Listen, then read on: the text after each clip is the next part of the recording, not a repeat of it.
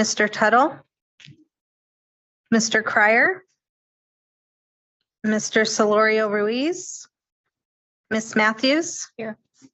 Mr. Troost, Here. Mr. Amabil, Mr. Moran, Mr. Cantu, Here. Mr. Fisher, Here. Mr. Maderos, Mr. Dennis Maderos. Thank you. I'm here. Through the chair, we have a quorum. Thank you. If you could please stand for the Pledge of Allegiance.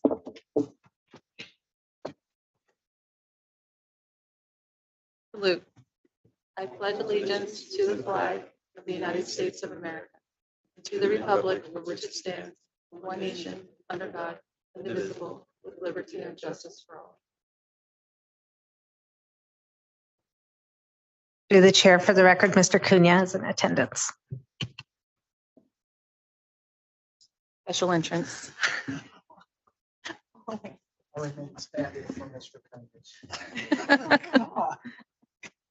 Sorry. Okay, we'll go ahead. I'll ask if there's any corrections or additions from the members to the minutes previously submitted for the June 3rd, 2025 CAC meeting. Are there any are there any member comment or member questions, comments, or concerns on the minutes in Fresno? Seeing none. Any in Modesto? Seeing none. Any in Bakersfield? Okay, I'll call for public comment on the minutes. Bakersfield, do you have any members of the public that would like to comment on this? No public comment in Bakersfield. Thank you. Modesto, do you have any members of the public that would like to comment on the minutes? No public comments in Modesto. Thank you. Any members of the public in Fresno that would like to comment on the minutes? Seeing none and none online. Okay, hearing none, the minutes are approved as submitted. So we will go ahead and move to public comment. This time is made available for comments from the public on matters that are not on the agenda. It is requested that no comments be made during this period on items on the agenda. The public may make comments on each CAC agenda item during the time allowed for public comments. Attention is called to the fact that the CAC is prohibited by law from taking any action or discussion of matters that are not on the agenda. Do we have any public comments in Modesto? No public comments in Modesto. Thank you. Bakersfield, do you have any public comments? No public comment in Bakersfield. Thank you. Are there any members of the public in Fresno? Seeing none and none online. Thank you. So we'll go ahead and move to chair comments. I don't have any. So item number 7, executive director comments. Morning. Thank you, Chair, and just wanted to wish everybody a happy summer. Hope everybody's summer's going well. Just had a couple of updates for the CAC members today. First, I wanted to welcome Chris Maderos to the CAC. He's the primary industry and ag rep for Merced County. So not sure if you wanted to say anything here to the CAC. Just wanted to make sure we give you a warm welcome. Really look forward to working with you in your role. I don't know if you want to. Okay, awesome. No, thank you. Look forward to the opportunity and thank you. Great. Also want to, and just wanted to say hi to Mr. Cantu as well, and just acknowledge that he's been reappointed back to the CAC, and great to see you, Ben, as well.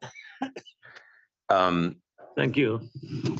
A couple of quick updates for you. You may or may not have seen through your inbox, and just there's been some conversation around the tractor replacement program. I think we call the Ag Equipment Replacement Program. It's one of our major incentive programs that we've operated for some years here. We did temporarily pause the acceptance of new applications into the program here this last week.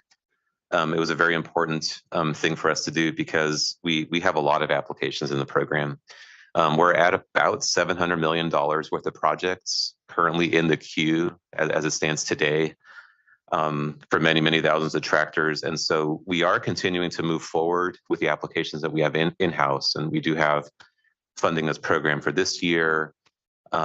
We are very, very, as a Valley Coalition, aggressively advocating for new funds to be included in the state budget as the final pieces of the state budget get pulled together. But with that said, with that many applications in the queue, it's a multiple years worth of projects that are basically in the queue.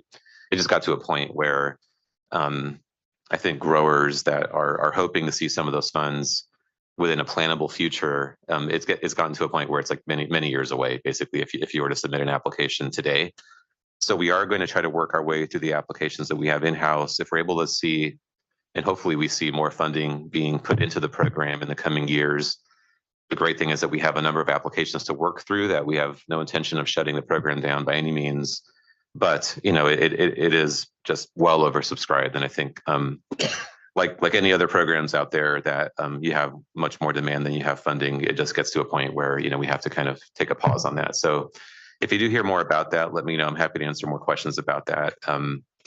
It's a good problem to have in that it's clear that the Valley has a lot of interest in moving forward with replacing, hey Manuel, good morning, replacing tractors. It's a great story to tell to the state, for example, as they keep working on their state budget. It's just how much opportunity there is for investment in that budget. You hear a little bit later about the cap and trade program and update from CARB. We appreciate them being here to share some thoughts on how those dollars have been spent. That's been one of the primary funding sources for the program, and we continue to advocate for farmer program, for example, to be included in the state budget to help support that effort, so we can keep those projects moving forward. The other program that is actually open right now that I want to make sure the CSC was aware of is the Drive Clean in the San Joaquin Valley rebate program. So if somebody purchases a plug-in hybrid or a zero emission vehicle, like an electric vehicle, the rebate is actually available today. So please share that with your constituents and those out there in your communities. It is funded for the fiscal year and is a high demand program. So just make sure you get the word out about that. And then just a larger kind of quick update on the kind of the budget status out there, both on the state and federal level. Just want to make sure the CAC is aware that the advocacy continues. So we're getting to the tail end of the state budget process. There's already been basically a legislative deal with the governor on what I would call the vast majority of the budget. And it is a very difficult budget year, as I think we talked about here before, a large deficit that's being addressed in the state budget.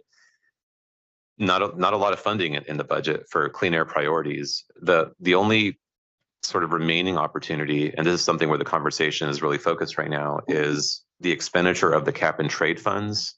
That portion of the revenues of the state are still not in their final sort of details of appropriation. And so that really is where the opportunity lies with programs like the farmer program. And hopefully we do see some clean air funding for those funds that do have that air quality kind of nexus to them, and where we've seen programs like farmer funded in the past. So we continue the advocacy on that front and hope to see something there between the legislature and the governor's office to support some of these priorities. And I want to appreciate the CAC again for the prior advocacy that's been done kind of throughout the budget process to support those priorities. And we'll keep you updated on that as that develops here in the next 4 to 6 weeks, the final stage of the budget process here. The other piece that I wanted to make sure the CAC is aware of is the federal budget, which is a lot more complicated, actually, if you can believe, beyond the state budget.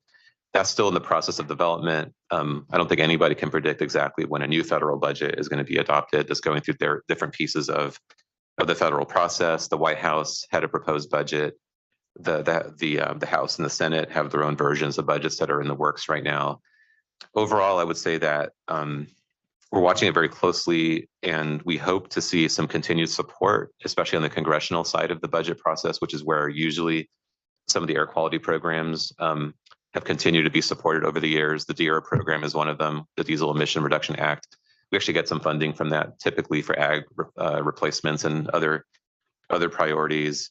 The Targeted Airshed program is another one that congressional delegation and Congress typically includes in the budget. We also do air quality projects with that funding. So we are watching that very closely and have been working with our Valley delegation to kind of keep an eye on that and see if they can continue at the federal level supporting different priorities that we have here. And we have a lot of cost-effective solutions that Valley Ag and others have really been working closely with us over the years to pull together. as well as on the Farm Bill side. Our partners at USDA and NRCS have developed programs with us that are also really effective, whether it's equipment, whether it's soil conservation, whether it's forest management, and some of the things that they do there as well. We continue ensuring that those priorities are communicated in that process as well. Just a last update, thank you for your patience, Chair, is just a couple of quick updates on governing board schedule. There will not be a September governing board meeting. There were some major scheduling conflicts, and there were quorum issues for that September board meeting. So I just want to give you a heads up that there is not going to be a September governing board meeting. And we're dealing with that by having, our upcoming August meeting as well as our October meeting. The October meeting is going to be our governing board study session. Just want to make sure that's on your calendars. That's a 2-day meeting, October 15th and 16th. And that's a very good opportunity for talking about some of the strategic things that are in front of the Air District, many of which are issues that the CAC is actively engaged in. In the past, we've talked a lot about forest management issues and how we can be more supportive as a Valley Air District. We usually bring in partners from different aspects of what we do. In that case, for example, CAL FIRE, the Forest Service. Actually, this year, I'm actually hoping I may be calling a few of the CAC members to get some support on doing a bit more on some of the local work that's going on, some of the partnerships that are happening at the community level to highlight some of that and just kind of make sure the board is up to speed on that and how we could support those efforts.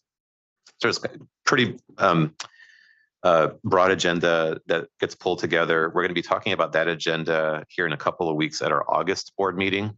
And so if anybody has any major ideas or wants to have a conversation with me about that before we go to the board, please let me know.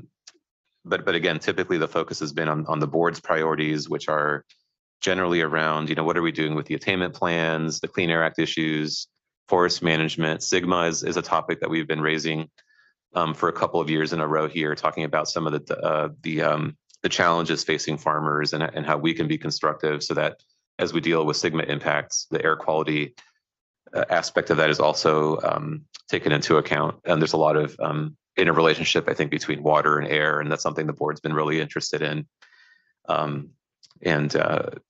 If you're interested in more on that meeting, just let me know. I'm happy to have some more conversation about that. Just want to make sure it's on your calendar. So with that, I'll turn it back to you and happy to take any questions or comments. Thank you. Are there any questions or comments in Fresno? Yeah. Where's the board retreat expected to be held? Oh, yes, I should have mentioned that. Thank you. Great question. It's going to be up at Bass Lake. It's been held there many times in the past. It's been a great venue. It's close to Fresno, at least here, accessible. I think for the most part, we've actually had pretty good participation in the past from CAC members. So it'll be at Bass Lake. It starts just a little bit more in the details, typically in the late morning on that Wednesday, which I believe is the 15th. We try to have one item at about 11 or so that morning, and then it'll finish the afternoon by mid-afternoon, maybe a little bit later in the afternoon on the Thursday. And so Thursday is the typical board meeting day. So that should be on everybody's, just generally maybe on your calendars. And then we add the Wednesday to add more time for some of the, the other agenda items that come up during the meeting. So. Will there be a block of rooms reserved for families? We can work on that. Typically, and especially, I mean, anybody has any questions on logistics, we can certainly share more on that. Like if you're interested, for example, in staying the night that night. We don't typically reserve a lot of rooms, like for, it's not actually a super large, venue. And so, but if there is interest in that, please let me know and we're happy to work with you on that. Yeah.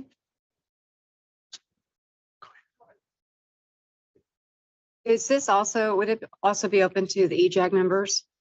Yes. And by the way, I should also be a little bit clear in that it's a public meeting. Oh, okay. So it's a public governing board meeting. So Brown Act compliant. So everybody is welcome. We have had participation from EJAG in the past. So we'll make sure the EJAG is fully also plugged into the schedule. And the more, the better in terms of participation. Very well highly participated by members of the CAC and EJAG in the past. yeah, it's actually a great venue for brainstorming some of these big things that are going on. Well, by the way, we typically have CARB and EPA at the meeting as well. So it's a good opportunity for interfacing with them at a high level. Thank you. Samir, on the, I don't know if your staff has it, on the applications for the farmer program, it ended on Thursday at 5:00.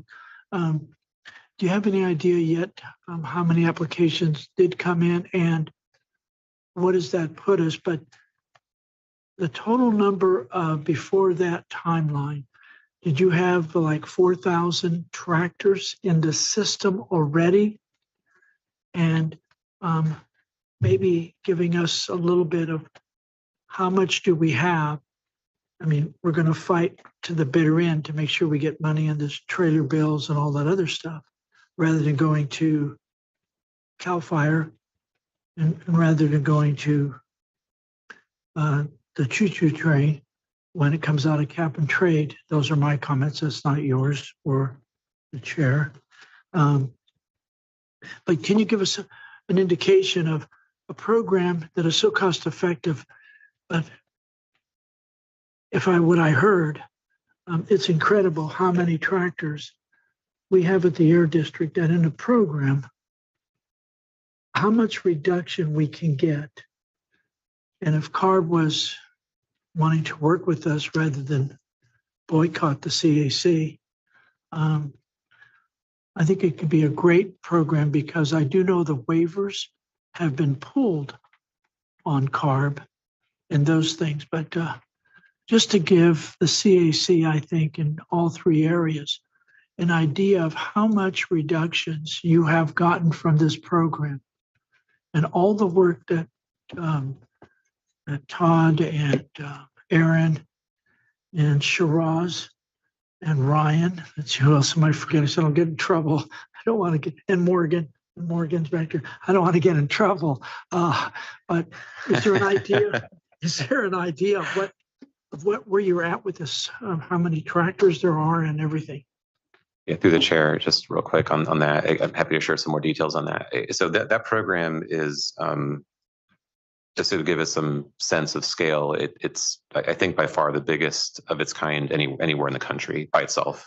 Not to mention all the other programs that we run. It's a high demand and kind of nation leading effort in terms of its ability to do what it does, which is replace old tractors. So we were at just over $500 million worth of demand right up until the moment that we did some key things as part of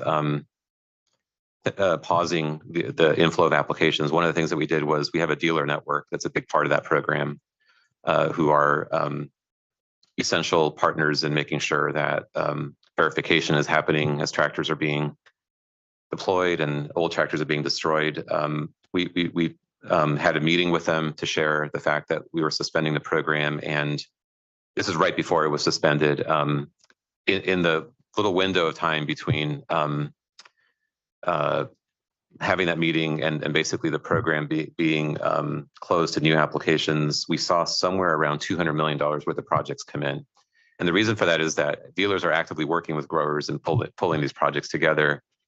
And there were quite a bit of projects that are basically in the pipeline that I think just generally understanding that we're all fighting for new money and that it's important to keep those projects moving forward, basically came in a very short window of time. And so we're up at about, we're still getting the final estimates. Not all the projects have been entered into the system that just came in over the last few days here. But we're somewhere, the latest estimate is somewhere around $700 million worth of projects and somewhere in the 6,500 total tractor applications, 6,500 to 7,000. So we're still doing the final, we don't actually have the final numbers on that with all the latest applications that have come in. So clearly there's just a huge demand in the program. These are all projects where the farmer is putting in the other half of the project cost. So it's not we're not paying 100% of these tractors. It's the most cost-effective program the state can fund. Overall, there's been analysis done by the Legislative Analyst Office that have compared different state investments. And this one's right up there at the very top of the list in terms of the most cost-effective investments that can be made with cap and trade and other state dollars. So again, it's definitely an issue in that we don't have enough funding to handle all these applications. We're programmed at just over $100 million, for example, this year, with all the combination of funds that we have, a little bit of the leftover farmer state funds, as well as some of the other funds that we're able to cobble together, the federal funds. So we have about 100, on the low end, $100 million, about $700 million of demand. So we're oversubscribed by about $600 million. And therein lies the opportunity, right? Here in the short term with the budget, but also over the next couple of years, how do we make sure that we can respond back to that level of demand in the program? Hopefully that answers your question, Manuel. I'm going to throw a real technical question at you. How many tons of NOx could that anticipate be? And I may be looking at John back there staring at me there, or Shiraz, or even Samir. What approximate tons could that be? Yeah, we've estimated it. Again, I don't want to be, it's not a hard number at this point because you have to actually analyze each of the individual projects. To the chair again, just a quick response. But it's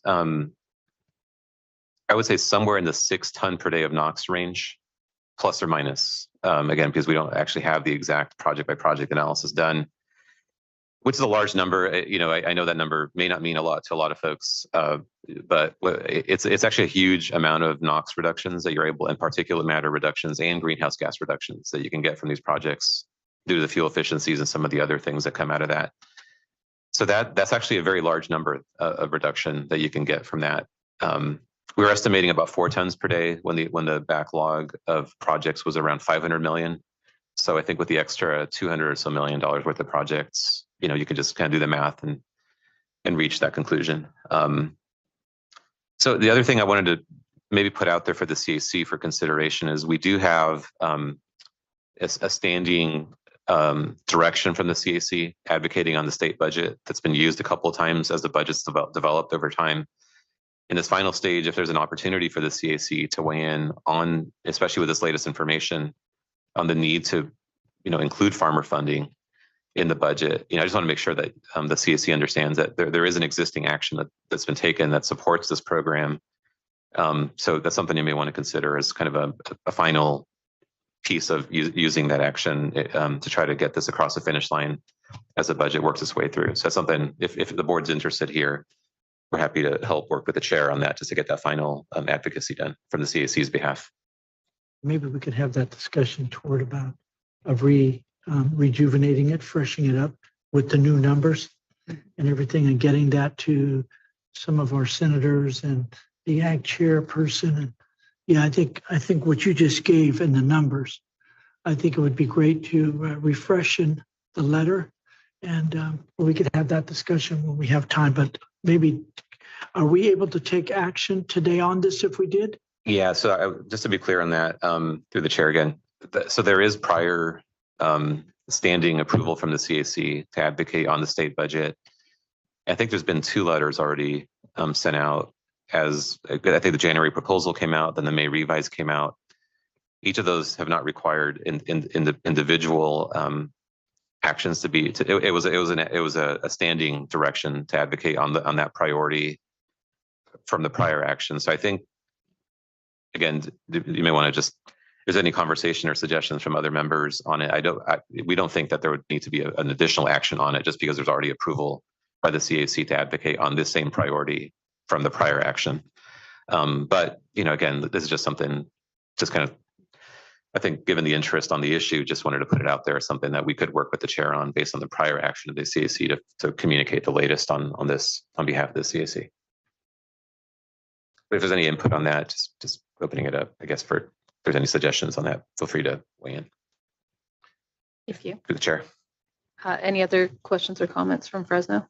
The only comment I'd have is if we're going to advocate under the circumstances, perhaps a suggested letter could be taken back.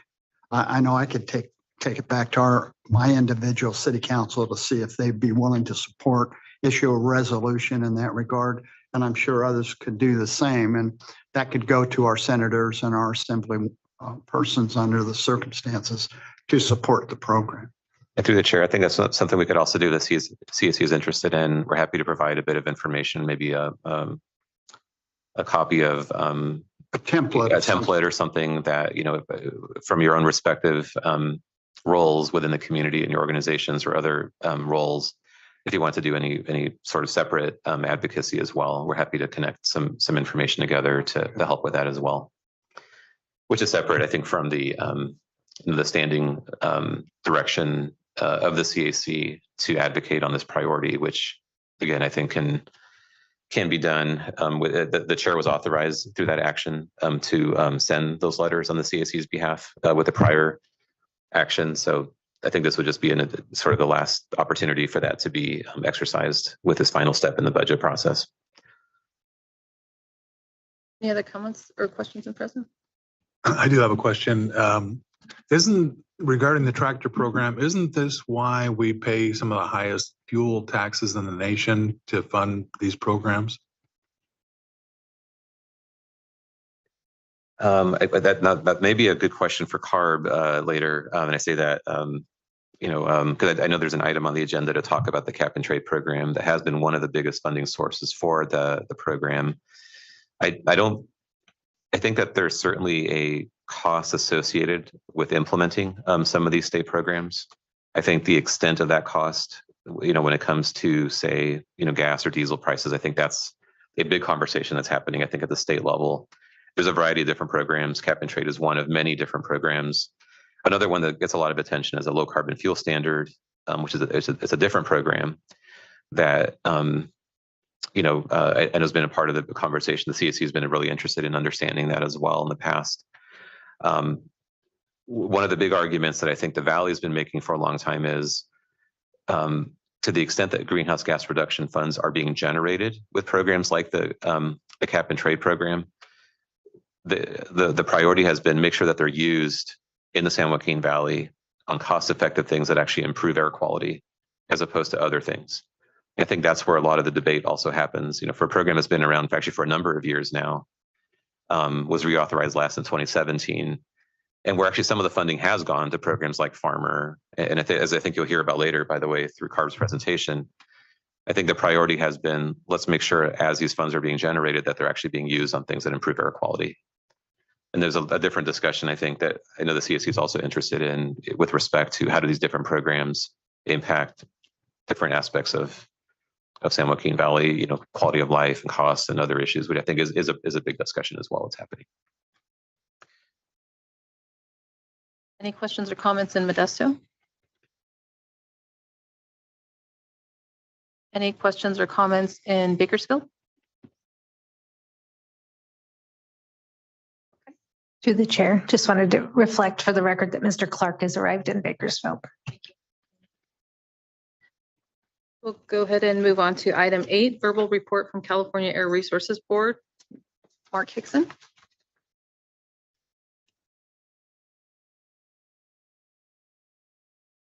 He's on Zoom. He's coming up as a panelist quickly.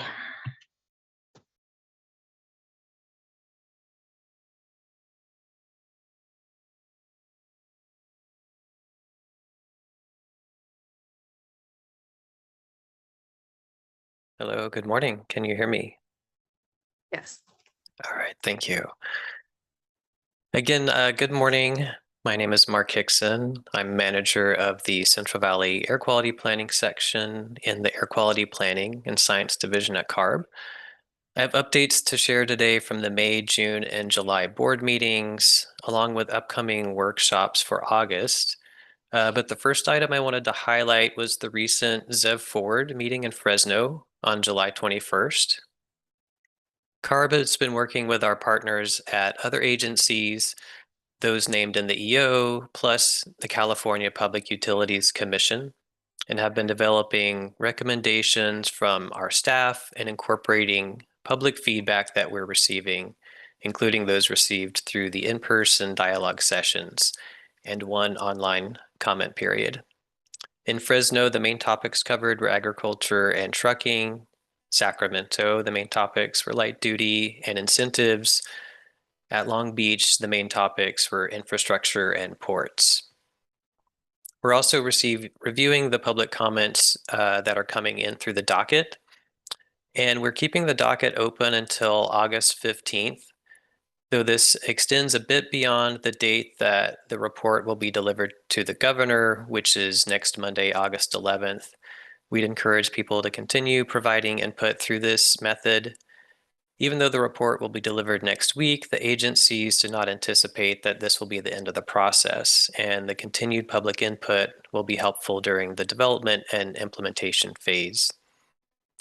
We anticipate the final report will include a variety of recommended and potential actions that the governor, legislature, and state agencies may take.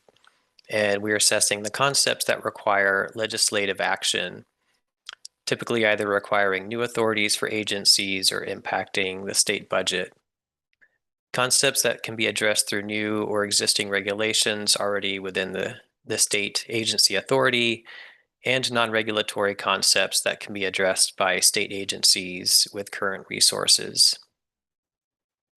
And we're appreciative of the individual voices that shared their experiences at the Fresno session. We had about 55 attendees in the room and another 300 online.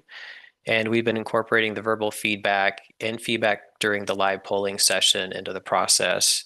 And we're doing the same for the other in-person dialogue sessions and our online comment period. Moving on to the board meetings from May through July. There were 2 informational items from the May 22nd board meeting. First, an update on the California air toxics assessment. The California Air Toxics Assessment assesses statewide data to determine the exposure and associated cancer risks of major air toxics and helps identify communities disproportionately impacted by air toxics in California. The next item was an update on the natural and working lands and nature-based strategies. The nature-based strategies program updates have 3 primary objectives: updating the NWL carbon inventory, lead the NWL components of the scoping plan, and provide technical and policy support for climate-related, natural working land related issues.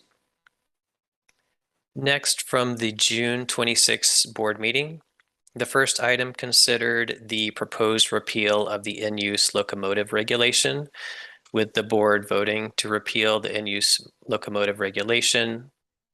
The second board item considered the CARB staff recommendations for appointment of members to the Community Air Protection Consultation Group. And the consultation group advises CARB on the implementation of Blueprint 2.0. And for the July 24th board meeting, there was a public hearing to consider proposed amendments to the Advanced Clean Trucks Regulation and the Zero Emission Power Certification Test Procedure. And the board voted in favor of adopting the amendments. And there was a public meeting to hear Community Air Protection Program Annual Progress Update. And the last item I have is a list of upcoming public workshops and meetings for the month of August. On August 6th at 1 p.m., a fiscal year 2025 through 26 public work group, light duty vehicle purchase incentives and long-term plan, work group number 2. August 6th at 6:30 p.m., Senate Bill 1075, Lancaster Community Meeting. August 14 at 1 p.m., funding plan workshop, draft allocations and policy changes for fiscal year 2025 through 26, clean transportation incentives. August 19th, clean transportation incentives, fiscal year 2025 through 26, funding plan development.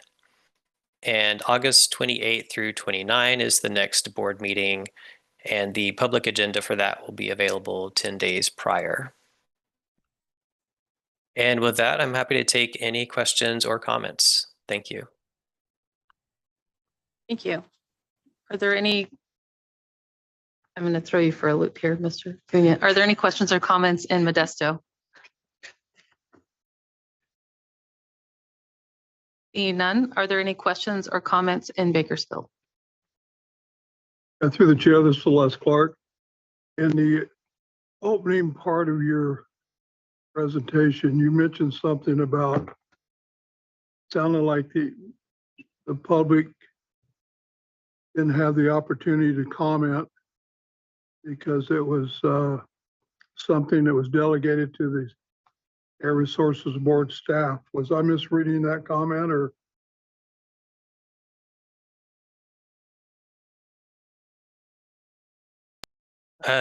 So I believe the first item was on the ZEV forward. Is that the one that you're referring to? Well, I'm referring to where it eliminates a lot of public comment, which is my concern. That Air Resources Board could go ahead and do what they want through the administrative thought process. Did I read something wrong out of that, or what? I may have misspoke. If you're referring to the first item on receiving public comments for the ZEV Forward program, there have been ongoing public feedback and dialogue sessions. There was a docket that initially closed on August 1st, but has been extended through August 15th to allow for more public input. And there's already a report that's being drafted for the governor that will be delivered August 11th. But there will be opportunities for more public comment then. And it just doesn't go, it just doesn't leave the staff and head to the governor's desk without more comments. Yeah, it does. So yes, that's what I'm concerned about. Yes, the docket will extend through the 15th to allow for more input. And then when the report is delivered to the governor on August 11th, I'm unsure if there will be additional public comment that can be received on the report, but that's something I can check on. Okay, thank you. You're welcome.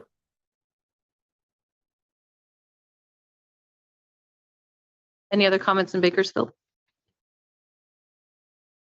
Seeing none, I'll go ahead and open it up in Fresno. Mr. Cunha.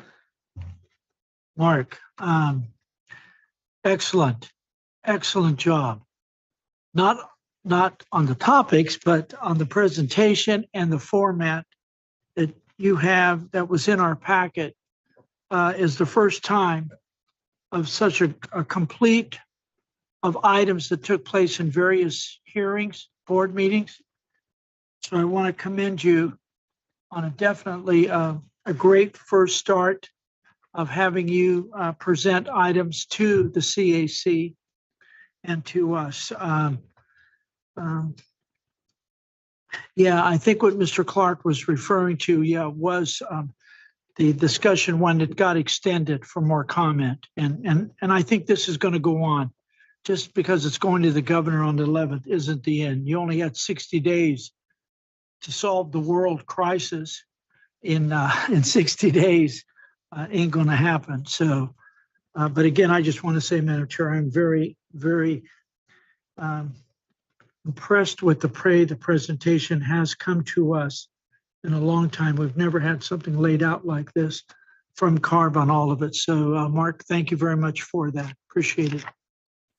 Great, thank you. And happy to take feedback on how we can best format this going forward, but I'll continue with this format going forward. Any other questions or comments in Fresno? No, seeing none. Thank you so much for your presentation. Trisha, I have a question. Sure. Sorry. Yes, this is the written comments. Is the links, are they live in the electronic version of this report so we can go look at those? They are. Okay, perfect. Thank you. I clicked on quite a few of them myself. It was nice to have those, so I do appreciate those as well. Okay, going to item 9, update on attainment plans and rules.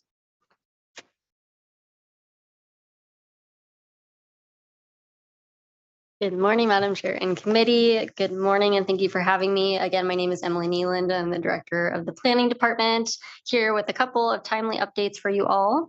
The first is related to some recent EPA actions for the Valley that have been published in the Federal Register. The first, EPA proposed approval of our 2023 maintenance plan and redesignation request for the revoked 1-hour ozone standard. So this is just a proposed action at this point. Once EPA finalizes that action, it will allow us to stop collecting Clean Air Act 185 non-attainment penalty fees for this standard under our District Rule 3170. Second, EPA proposed to find that the Valley failed to attain the 1997 8-hour ozone standard of 84 parts per billion by the 2024 attainment date. Again, once EPA finalizes this action, this will trigger a new set of 185 fees under the Clean Air Act.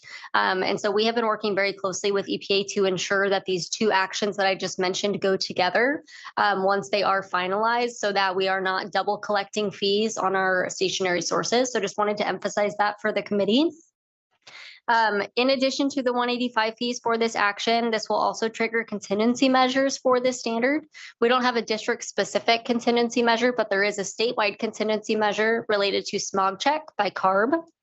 And this would lower the smog check exemption from the existing 8 or less model years old to 7 or less model years old. So it will pull in an additional year of model year vehicles for smog check requirements.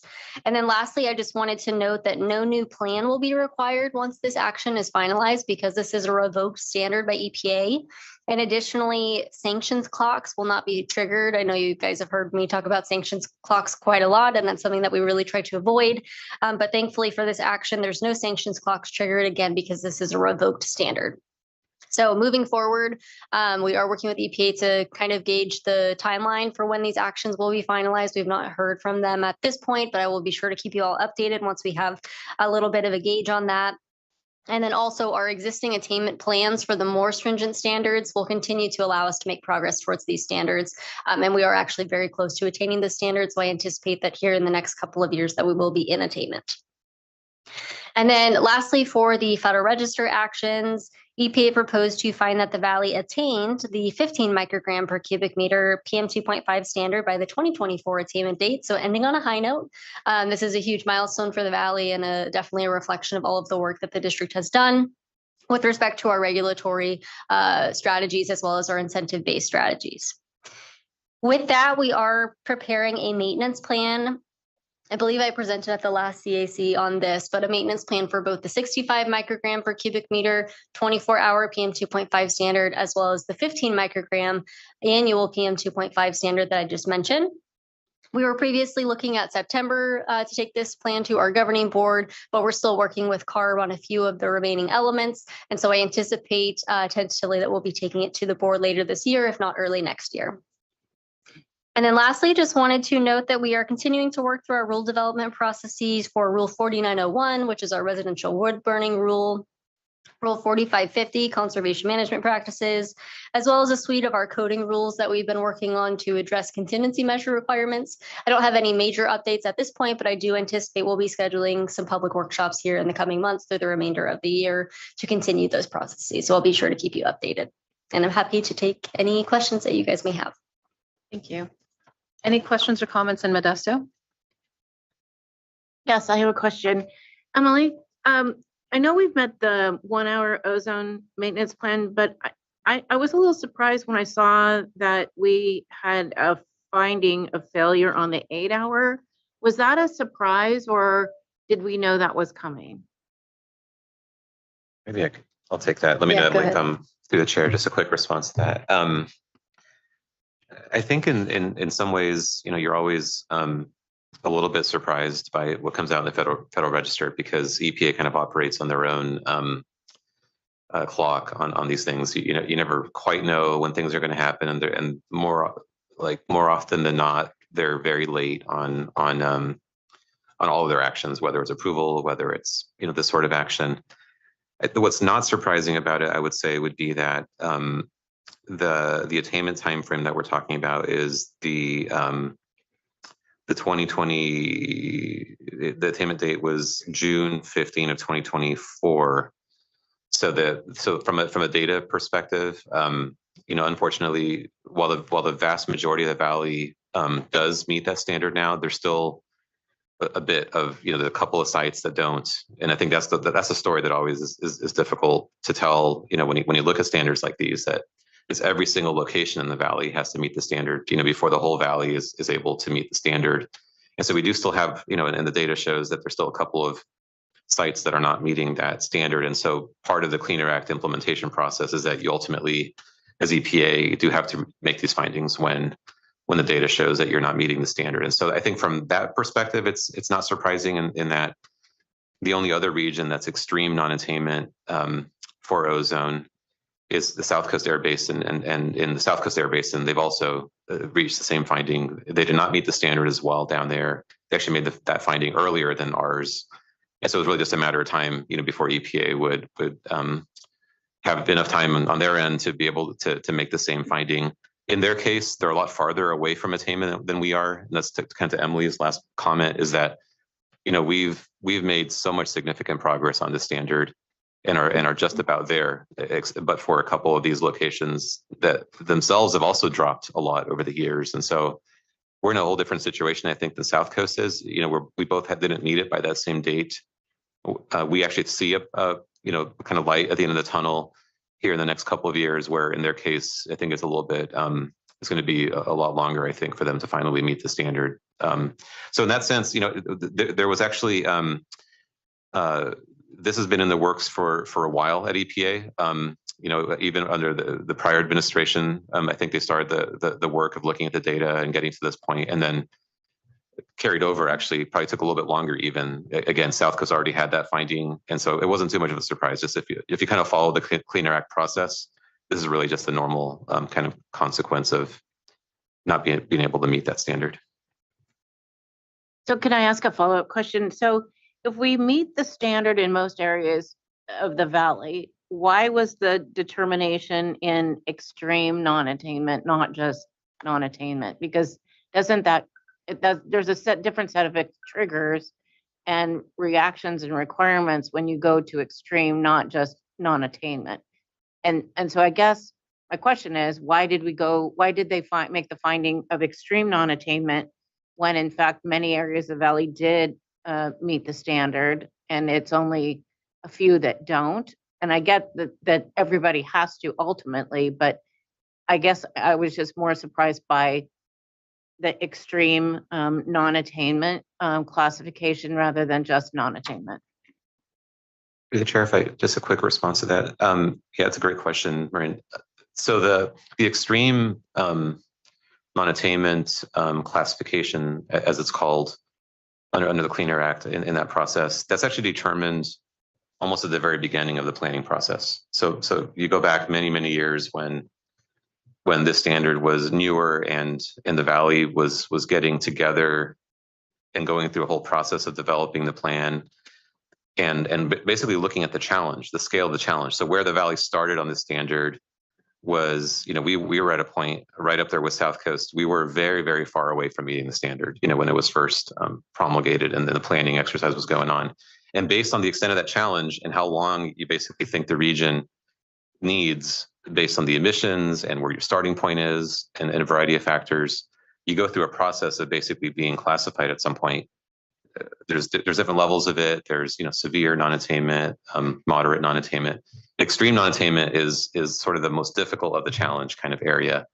And it was clear at that time that the valley was going to face some very significant challenges. And so the valley went through a process of developing a plan under that most sort of difficult set of, and that what going extreme, as we call it at that time, does, it allows you to have what's hopefully sufficient time to pull together that plan. Because if under any other designation, you would have to achieve those really massive amounts of emissions reductions in a much faster schedule. And the problem is that it's actually not feasible. And so what happened at the time, and this is really where the positive story in all of this is that when the plan was originally pulled together, we first had that window of time that was available through that 2023-24 kind of time frame that I mentioned. But we also didn't even know where all the reductions were going to come from. And so in an extreme non-attainment plan, you can also have what's called a black box in that plan, which is it's the amount of reductions that you need to bring the region into compliance, but that you don't yet have technology and really any idea of exactly how you're going to do it. along the way, as we were implementing this plan, we were able to, with our measures, with CARB and working with them, we actually identified all the reductions that we thought would bring us into attainment. And in reality, basically just about got there with that. And so that extreme non-attainment classification, it's not something that was related to this latest sort of proposed finding of not meeting the standard. It was actually developed up front in recognition of the extent of the challenge and the time that would be needed to pull that plan together and reach that standard. And hopefully that kind of clarifies that. I know it's kind of Clean Air Act implementation is one of those topics that you need a lot of like charts and flow diagrams, and we'll definitely try to keep the CAC updated with detailed information on this. Is very complex, and it's definitely one of the big things that the Air District has to do is comply with the Clean Air Act, and so we'll definitely keep you updated on that as that develops. Any other questions in Modesto? Seeing none, any questions in Bakersfield? Okay, we'll bring it to Fresno. I have one question. Thank you very much for your presentation. It answered all the questions that I have. The remaining one is dealing with the 3-year baseline for determining compliance with the standard. You use the baseline here at 2021 to 2023. And my understanding as we go forward is that there's a 3-year period that's analyzed to determine if we're in attainment. So attainment could be reached this year or after. It's just a 3-year increment. If I could on this one too. And I was just briefed on this, so I feel like I may have an answer for you on that.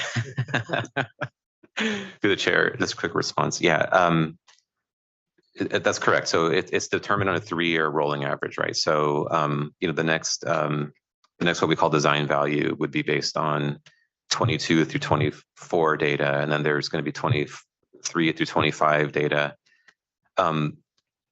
It's going to probably take a couple of years, honestly, with some of the higher values that we saw at a couple of these locations. That so far this year, I don't want to jinx it, but so far this year is actually looking really good from an ozone perspective. But we also know that a lot of the high values that we see can often come in August and September, and even sometimes in October, believe it or not, depending on the weather in a particular year. So we still have basically the second half of the summer to go with respect to what we see for ozone. Once we get past the summer, that we don't see, ozone is really a summertime issue in this case. So we'll see if this year goes really well, and if next year goes really well, then I think we're definitely going to be a lot closer. It really just depends on the specific values that we see in the next couple of years. But we do have some pretty high embedded values. I mean, so like assuming that this year, is a pretty good year, we still have 24 and 23. And when you combine all those years together, there's still going to be some remaining challenge. So I think it's going to take probably a couple of years to get there with a couple of good years, hopefully. Keep our fingers crossed. Well, I just want to recognize that the district has made extraordinary progress. National just interested in following this as we go forward. Thank you. Any other questions or comments in Fresno? Being none, we'll go ahead and move on to item 10. Consider recommendations from CAC Subcommittee for Hearing Board appointments. Good morning, Chair, members of the CAC. So the district is required to maintain 3 hearing boards serving the North, Central, and Southern regions. These boards hear matters such as variances, abatement orders, permit revocations, and appeals. Each 5-member board must include 1 attorney, 1 registered professional engineer, 1 medical professional with relevant experience, and 2 public members. Boards include both primary and alternate members. Terms are for 3 years with staggered appointments to ensure continuity. At the June 3rd, 2025 CAC meeting, the following members were appointed to the subcommittee to fill a Northern Region engineer primary member. Manuel Cunha, Chris Savage, Jamie Agers, Dennis Tristow, Ben Cantu, and Orkel Cryer. I hope I said that right. During the week of July 7th, subcommittee members conducted phone interviews with applicant Chris Vieira. The subcommittee unanimously recommends Mr. Vieira for appointment as the engineer primary member on the Northern Region Hearing Board. and the CEC is being asked to confirm this recommendation.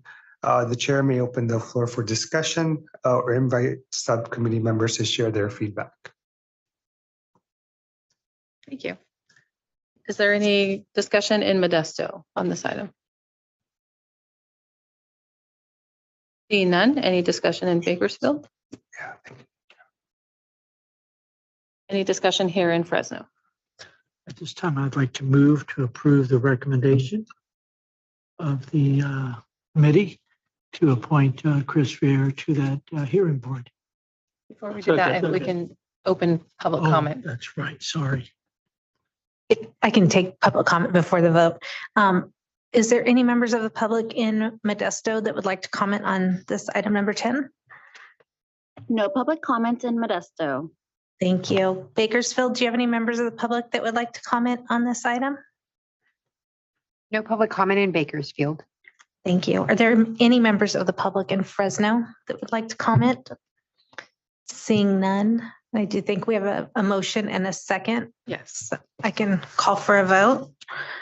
Okay, Mr. Cunha, Yes. Mr. Clark, Yes. Ms. Gutile, Yes. Mr. Chris Medeiros,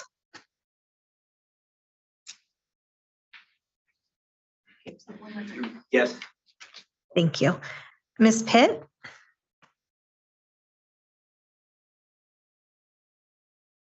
Ms. Pitt, I'm sorry. Yes. Thank you. I had a mic situation. Thank you. Mr. Rios, Yes. Mr. Sanders, Yes. Ms. Deming, Mr. DeHart, Yes. Ms. Holmes, Yes. Ms. Agers, Yes. Mr. Tristo, Yes. Ms. Matthews, Yes. Mr. Trost, Mr. Cantu, Yes. Mr. Fisher. Yes. Thank you. Mr. Dennis Medeiros. Yes. Okay, through the chair, motion passes. Thank you. Next is item 11, verbal update on cap and trade revenue disbursement. Okay, we have Nicole Enright coming on as a panelist on Zoom.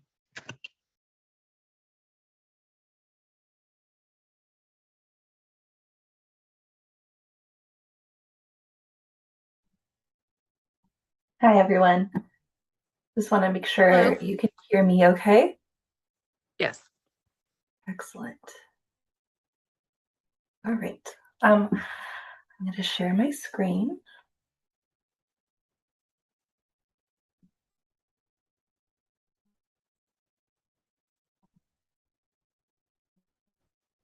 Okay. And okay if I begin? Yes. Excellent. Well, hello, everyone. Thank you so much for the opportunity to speak with you today. My name is Nicole Enright. I am a manager at the Air Resources Board in the Climate Investments Branch. And today I will be presenting a high-level overview of California climate investments, highlight some of the cumulative statistics and achievements from the use of cap and trade auction proceeds, and share what resources we have available. Excuse me. So what is California Climate Investments? This is the branding used for the portfolio of programs funded by CARB's cap and trade auction proceeds. These programs cover virtually all sectors of the economy and fund projects that facilitate greenhouse gas emissions reductions and deliver economic, environmental, and public health benefits for Californians, including benefits to disadvantaged and low-income communities and households, which are collectively referred to as priority populations. California's cap and trade program includes quarterly auctions that generate proceeds. The state's portion of the proceeds are deposited into the Greenhouse Gas Reduction Fund, or GGRF, Through the annual budget process, the legislature and administration appropriate funds from the GGRF to different agencies, which develop and administer programs and fund projects. These activities are collectively what we refer to as California Climate Investments. CARB is mandated to provide guidance to administering agencies on how to adhere to statutory requirements, maximize benefits, report on outcomes, and to provide methods to quantify those outcomes. So here on your screen, you can kind of see how funding will flow from cap and trade proceeds to California Climate Investments and communities. And I should note, there are many divisions at CARB that work on kind of this whole funding flow. So I work specifically on the use of the proceeds, whereas another division works on the cap and trade program. So there's 27 state agencies that administer California Climate Investments programs. Each of these agencies specialize in a specific sector or set of project types that align with that agency's focus. And my branch works with each of these agencies to administer those 117 different programs. So to provide an example, the Strategic Growth Council is the administering agency that runs the Affordable Housing and Sustainable Communities program, which funds infill development and transit improvements. And CARB works with that agency to quantify emissions reductions, make sure that the program is meeting the requirements of the use of the funds, maximizing benefits to disadvantaged communities, supporting high quality jobs, etc. And we'll see that more on the next slide. So these are the guiding principles for California Climate Investments. These are established by the legislature, and essentially across the 117 programs in the portfolio, we need to be facilitating GHG emissions reductions, benefiting disadvantaged communities, low-income communities and households, supporting workforce development, high-quality jobs, and generating a wide variety of benefits across the state. And part of CARB's role is really making sure we're ensuring transparency and accountability in the use of the funds. CARB develops and maintains guidance in the form of funding guidelines to help agencies understand how to do all these things. And we also develop and maintain methodologies to quantify estimated GHG emissions reductions and other co-benefits. So just a little bit more about how funds flow through the program. So the legislature decides how funds are spent by appropriating money to state agencies from the GGRF to specific programs or purposes, including broad goals like reducing GHGs or specific needs like increasing the health of soils or building affordable housing. As of March 2025, the legislature has appropriated over $33.5 billion for California Climate Investments programs. And I should note that 65% of auction proceeds deposited into the GGRF are required to be dispersed through continuous appropriations for a couple of programs. So you might be familiar with these. There's the high-speed rail program, affordable housing and sustainable communities, transit capital and operations, drinking water, and forest health and fire prevention. And then the remaining funds are appropriated as part of the annual budget process by the legislature. And then you can see as we move down the arrow, funds are awarded when the agency develops and implements programs that commit funding to projects and recipients. So we've awarded about $18.4 billion, and this is cumulatively across the state. And then implemented funds, you'll see that's $12.8 billion there, is when the funding recipient receives the monies and the projects have attributable GHG and priority population benefits. So that's really the implemented figure is what we'll talk a lot about throughout this presentation in terms of the outcomes. And just to note, a large amount of funds were appropriated in just the last few years. So those those programs are getting up and running and working on dispersing funds. Here's another way to look at appropriations and where GGRF monies are going. A lot of that's going to transportation, kind of this broader sustainable communities bucket, which can include affordable housing, community air protection. And then we have a wide variety of other sectors, but transportation gets the bulk of it so far.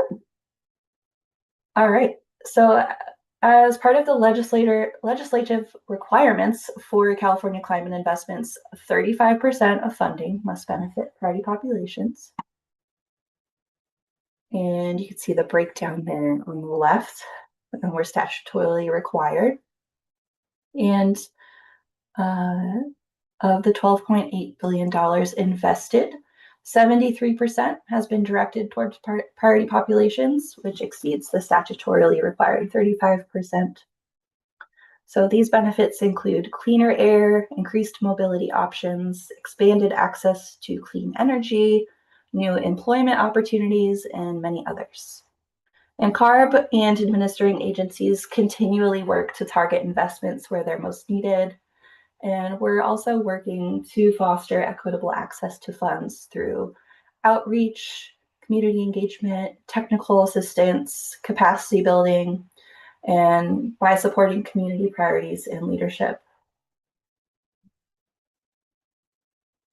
So you can learn more about the use of funds.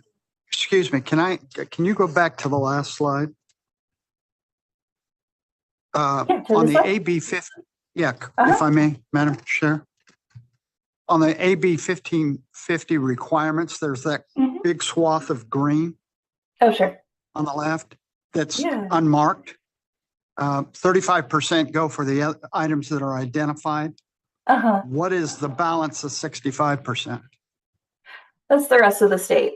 So any part of the state that's not a disadvantaged community, low-income community or household, or a community that's within a half mile, of a disadvantaged community, which we call a half-mile neighbor. So you can see on the left, thick green is the rest of the state, and then on the right, we see that we're directing investments to priority populations in the blue, the 73%. Okay, thank you. Nicole, quick question for you. Would you rather, if somebody has a question on an item that you're on, them ask that at that time or hold questions until the end? What's your preference? Yeah, feel free to jump in. With that being said, Mr. Tristo had a question. I think it was 2 slides prior to that one. Funding stages? Yes, that one. Sure. Do you want to ask your question? Sure. The proceeds are generated from the cap and trade auctions that occur quarterly. Are the proceeds, do they match what's appropriated, or are the proceeds a different number that's not reflected on this? The proceeds are not reflected here. There are some off the top requirements, we call them, that happen first. So there's like a manufacturing tax credit backfill that happens first, and a couple other things that the legislature has required in statute that come off the top of that whole pot every quarter from the auction proceeds. And then the remainder is deposited into the Greenhouse Gas Reduction Fund, and the legislature then appropriates that. They don't always appropriate the full amount every year. Usually there's some amount of reserve left in the GGRF, but the account builds each quarter, and then the legislature will take a look in the annual budget process and appropriate that. Okay. Well, thank you. This is a very detailed report, but having participated as a covered entity in the past in the cap and trade auction, I'm always interested in how the appropriations match what the proceeds are. Are you able to get that data for us? And I recognize that there are off the top apportionments from those funds, and I'm interested Yeah, in that certainly. too. Yeah, I can work with my colleagues to get you that information. Thanks for that question. Thank you. And again, this is a very good presentation, and it's raised that question, so I appreciate it. Yes, I have a question, Patricia, through the chair. It goes back to the funding conversation. Is there a statutory limit on the administrative overhead charges in terms of the revenue raised, that there's a limit since you've got so many agencies administering that? Is there a limit on what is allowable for administrative costs? That's an excellent question. I will have to get back to you if that's okay with that figure.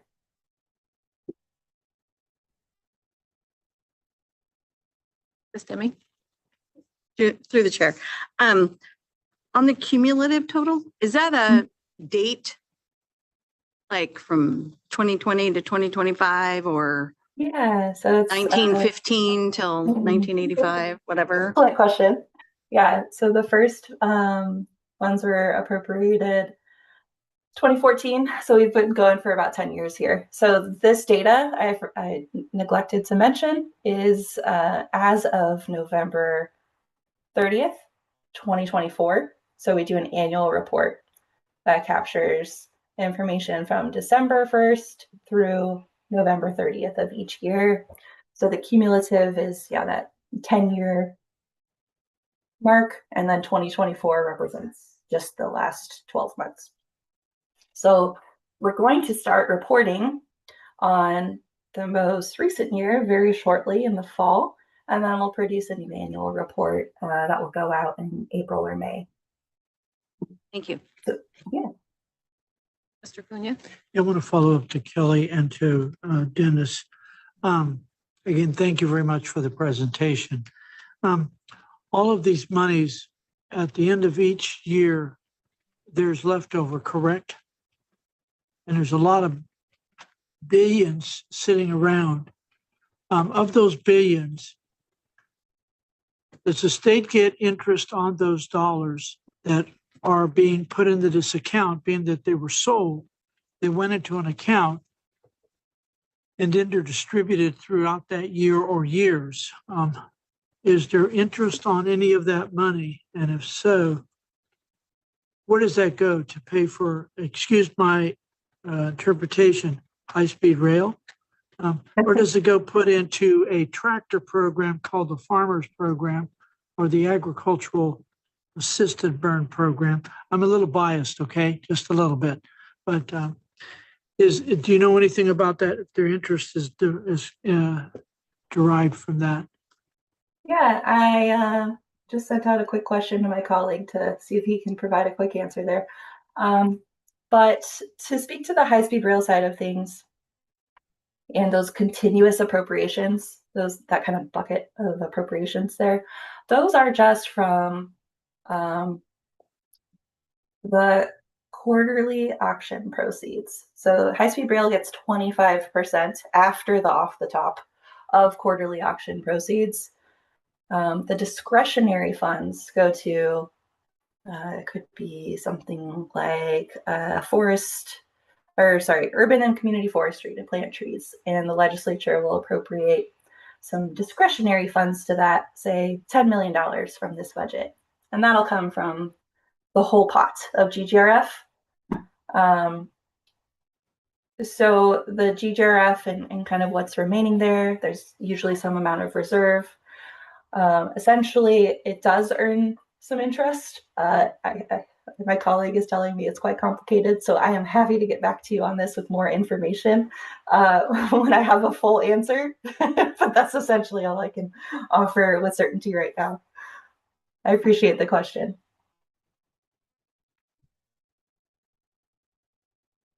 Thank you. Please continue. Okay, wonderful. I really appreciate your questions and this conversation. Okay, so going to the annual report. This is prepared by CARB, and it is delivered by the Department of Finance to the legislature each year. And they provide a detailed view of what funding has been awarded and implemented on a program by program basis, as well as how many projects have been implemented per program, benefits, and the average cost per ton of GHG reductions. So you can see there's a couple companion materials that we produce as well each year with the annual report, an interactive project map, project profiles that share kind of the grantee experience of receiving the funds and implementing projects. We have district fact sheets for the legislature. We also have sheets, or rather pages on our website detailing investments by region. And we also have an interactive data dashboard that you can check out to see, how a certain program is performing or what trends look like over time. And this graphic, this is from our annual report, displays the most recent data on our cumulative GHG emissions reductions, investments, and benefits. So this is as of November 2024. So you can see here that $12.8 billion implemented through the end of last year are estimated to reduce over 116 million metric tons of carbon dioxide equivalent over project lifetimes. So this is equivalent to about a year's worth of emissions from over 27 million gasoline-powered vehicles, or a year's worth of emissions from over 30 coal-fired power plants. And as you can see in this small sample of the kinds of benefits these programs and projects are having, there's tremendous benefit to our communities, resulting in more housing, lower costs to Californians, and a healthier and more sustainable environment. So here's another way to look at our program data. We've made major achievements toward a zero-emission transportation future through a wide variety of transportation-focused programs that are funding clean buses and school buses, e-bikes and clean mobility, electric trucks, electric vans and delivery vehicles, even clean off-road equipment, and quite a few rebates for light-duty zero-emission vehicles and plug-in hybrids. Our programs also provide, oh yeah. We have a question here in Fresno. My apologies. Sure. Hi. Before we go too far, I just wondered what modeled jobs means. 122,000 plus modeled jobs. What is a modeled job? Sure, just a second there. Oops. On yes, on the slide on the previous slide. before. Yeah. Okay. So just want to make sure I'm getting the right answer for you. Go back one slide. Yeah. Okay. There, right there on the bottom. Yeah. Okay. So we go to our definition. So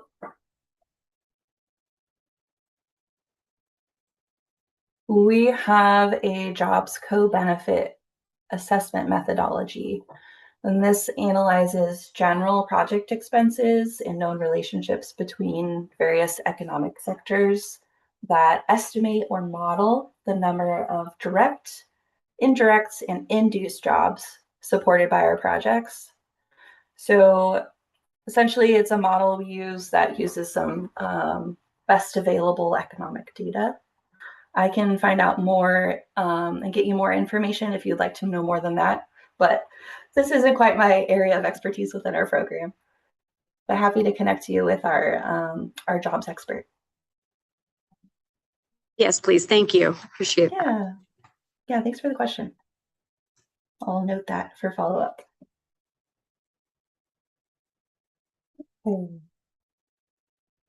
Going back to results. We're ready. So we also provide California Climate Investments programs provide a wide variety of nature-based solutions benefits, including land conservation and restoration, tree planting in both urban and non-urban areas. And also there's a big focus on implementing healthy soils practices. And as you all know, less exposure to pollutants provide public health benefits. We have a health benefits methodology that we've developed together with our research division and CARB. And we're able to quantify estimated public health benefits over project lifetimes here. They really range from reduced emergency department visits, avoided hospitalizations, and avoided heart attack incidents, etc. So we're working to continuously build our ability to quantify and estimate these public health benefits from all of these programs.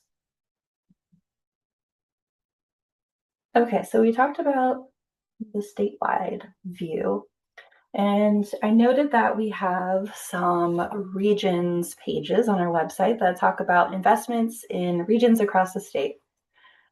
So looking at just the past year in the San Joaquin Valley, we saw many programs focusing on land conservation or restoration. Just in the last year, over 5,000 projects in the agricultural, transit, and other sectors will reduce GHG emissions by over 1.1 million metric tons of carbon dioxide equivalent over their project lifetime. So that's just projects implemented in the last year. And then also 4.4 million gallons of renewable fuel generation. So some of that comes from like alternative manure management or composting. So looking at cumulative investments in the San Joaquin Valley, we see over 2.4 or nearly $2.4 billion. And this region is receiving about 19% of the total statewide funding from California Climate Investments. That means programs are directing 19% of funds to this region. Over 86,000 projects, 1.8 billion benefiting priority populations. So 77% of that 2.4 billion is benefiting priority populations in the San Joaquin Valley. Then we'll see estimated GHG emissions reductions on the order of 32.3 million metric tons of CO2e, and also significant reductions in estimated in criteria air pollutant reductions. You can see here, this is clarification on that. Sure. On the paper, it said million when it was talking about monies, but I thought I heard you say billion. I'm not sure if I misunderstood. Yeah, so we have 2,381 million, which is 2.4 billion, essentially. Gotcha. But I think it's just the comma. And yeah, the picture here on the screen is of an electric school bus. Okay, and then just quickly touching on some of the projects in the San Joaquin Valley. So for example, the Transit and Intercity Rail Capital Program used $3 million in funding to provide new public transit services in 3 electric buses in neighborhoods previously without public transit. I heard you all talking about the farmer program. That is a major program that provides benefits to this region for sure. So together with a couple other funding sources like Carl Moyer program, we've seen over 12,800 pieces of older agricultural equipment turned over and scrapped. Also, just to kind of demonstrate the wide variety of programs, the Food Waste Prevention and Rescue Grant Program with $300,000 supported the nonprofit Fresno Metro in advancing food recovery and setting up new food distribution sites. Okay, so to kind of move towards a wrap up here, part of CARB's goal is to provide support on enhancing access to funds. So we support agencies in thinking through ways to maximize benefits to priority populations. We work to prioritize accessibility to help the public and community organizations access funding and benefit from these programs. So on our website, which I'll show you on the next slide, we have an updated list of open funding opportunities by category of funding or by eligible applicant. We provide a newsletter. We have a calendar showing upcoming meetings or opportunities to provide public comment.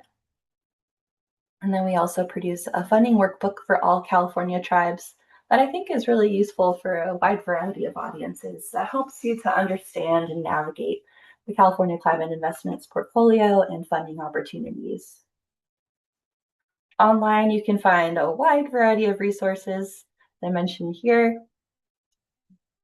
And we have pages by audience, so you can navigate depending on maybe who you are, who you represent, which programs are open that you're eligible for or what might be coming up. You can also access project profiles, funding, for example, a business or a nonprofit. So you can get a sense of, how others have been engaged in the program. We also have a community connections portal to help build partnerships to access funding and identify new partners with complementary expertise. All right. So this kind of is my last slide here and wraps us up. Here you can see some of the more, another way that we present our benefits across the state. You can learn more on our website if you follow us on social media or subscribe to our newsletter, or you can contact us at info@caclimateinvestments.ca.gov.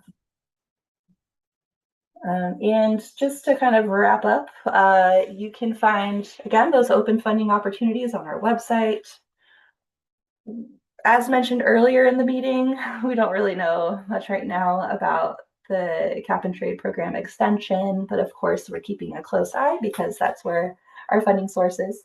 But really, we expect there to be something in September by the end of session. And we saw the commitment from the governor and legislative leadership to extend cap and trade. So we're just keeping tabs on that, and you can stay up to date on our website with future opportunities. So I'll stop there. Thank you so much. Thank you. Are there any questions or comments in Modesto? Seeing none. Any questions or comments in Bakersfield? Also seeing none, I'll go ahead and bring it to Fresno. Mr. Cunha? No. Or I'm sorry. Laura. Hi. On your online resources, I see that you've got English and Spanish. Do you have any other languages available? At present, we do not. Is there a plan to have other languages available? So I would say that we've developed surveys and other materials in Chinese and found there to be not that much engagement. So we kind of work with our comms office to identify, depending on the resource that we're producing or where we'll be going, which community, for example, then we will translate those materials for the community. So it just kind of based on the resource itself. For our fact sheets and printed materials, we always have those in English and Spanish. And then on an as needed basis, we can produce them in other languages, excuse me. And our website is in English. And then I suppose the the Google Translate button is kind of what folks are able to use across the web to make that accessible. But welcome any comments or feedback or suggestions you might have there. Great, thank you. Yeah. First thing, let's go back to from the back, the tractor with agriculture investment in San Joaquin Valley. Yeah. Okay. I think we may have one electric tractor. I think it sits in a garage. But I would really recommend that you put in that picture a Tier 4 tractor, which is the cleanest tractor made today, 0.029. You could just about suck on the exhaust pipe, because that's a little bit of a disillusion to show an electric. And a hummingbird is a bird that never stops with its little wings. That thing powers 24/7. The tractor can't operate that way. There's no way. That tractor runs a little bit, then it has to go find a power pole. So I have to climb a power pole, hook some jumper cables to the wires, climb down the pole, and then plug the tractor into it in the field so I can get through the field. But my recommendation would be to remove that picture because it's really not depicting what you're stating of the cleaner tractors from the Zeros, because that's a little bit disingenuous. Okay, I'll say it like that. Okay, so it's a recommendation. Recommendation. Yeah, certainly. And I think really the hummingbird. appreciate that. Yeah, I think a hummingbird would be offended because he never has to, or she never has to charge. They're whipping around all over the place. The last thing, let's go to the public awareness to the information on what was asked by Laura. We have 582 farmers that belong to a Punjabi group between Bakersfield to Chico. Those growers, and it's a very large population as well. I believe that the interest from cap and trade, we have some great universities that would do, I think, or individuals that can do the writing of these programs in those languages, just like our Hmong community, our Laotian community. I believe that being that EJAG communities are not all English-speaking people. The variety of cultures. So I think CARB needs to do an outreach job through the process to make sure that they cover those groups of nationalities for information. Certainly. Definitely you're doing the Hispanic, absolutely huge importance, but the other cultures are just as important. And especially when we're talking billions, and we're giving billions to some folks, we're giving billions to a choo-choo train.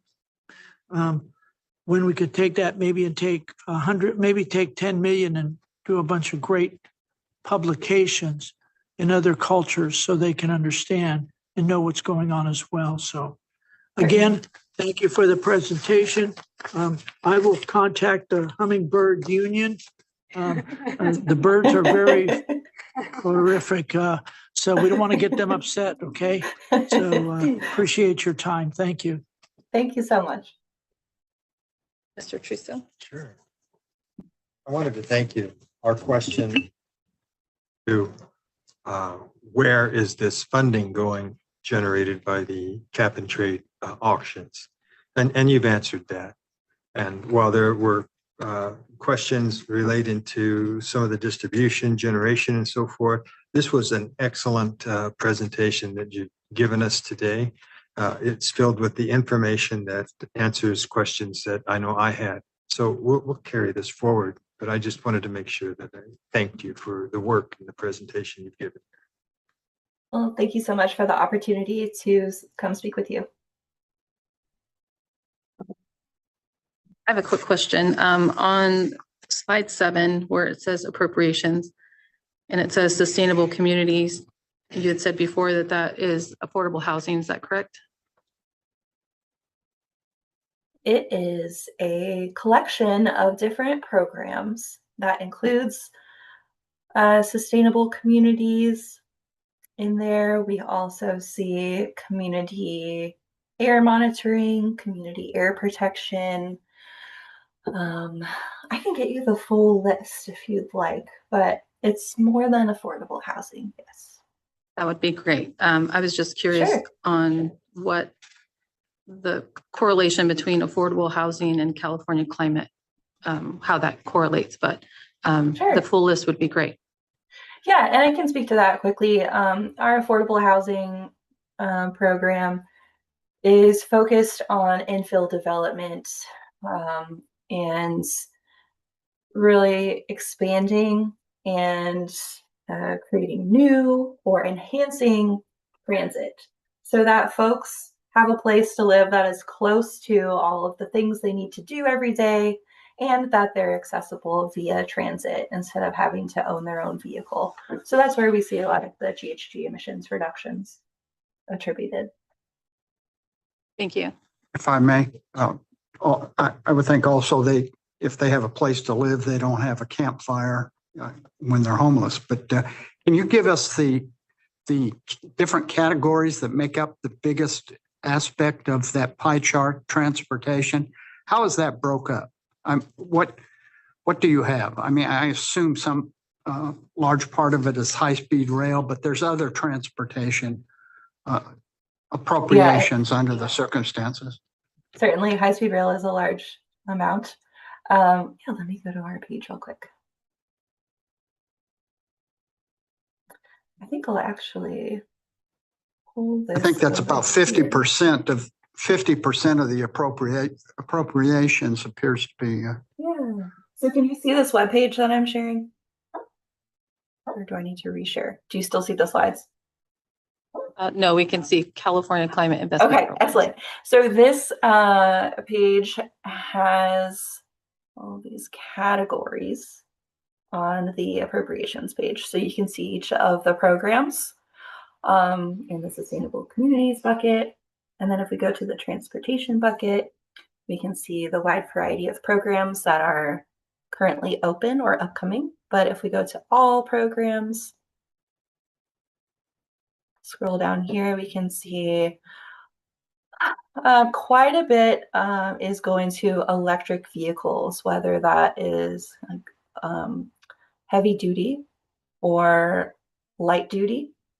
There's some going to school buses, also to trains that are not high-speed rail. So that could be commuter trains, Metrolink, things like that. Also to transit infrastructure and vehicles and off-road equipment. We mentioned earlier in the meeting the DCAP program. So those vehicle incentives. The farmer program is included. And there's also the Sustainable Transportation Equity Project, which takes kind of a community neighborhood level approach to transforming how folks get around. So that's Thank you. what we see. So it's available if I just do a little exploring on the website. website. Yeah. Okay. Thank you. And just a follow up, any of the questions that were answered that you didn't have the answers to today, would those be sent in an email or follow up, or will it be next month? I can get those to you in an email. I'm going to say in the next 2 weeks. Is that appropriate? That would be great. Thank you. Wonderful. One quick question, maybe the Air District or when you listed all those things that was just mentioned on that whole website, would this include the Clean Car program? Would they get their funding out of that? Through the chair, just for clarification, I think you're referring to the Clean Cars for All program. Yes, Manuel. Absolutely. So is that included in there? Yes, the Clean Cars for All program is here on the transportation page. It's one of the California Climate Investments programs. Okay, and how much, and you're not going to have that, I know that at your hands. How much total money is put into that program across the state? And because I happened to have been to a couple of them, and then last year they got cut off. In August, the program shut down because there was no more money. But yet, I hate to keep saying it, you put the money into the choo-choo train when those people that I saw at that program were so excited about getting a flex car, you know, battery and fuel, because they have to drive to their job site. They got to make sure that, you know, so it's just kind of disappointing when I see they run out of money for that program and the people are waiting and in motivation. The one that the Air District puts on, or several of them with CAN, is incredible.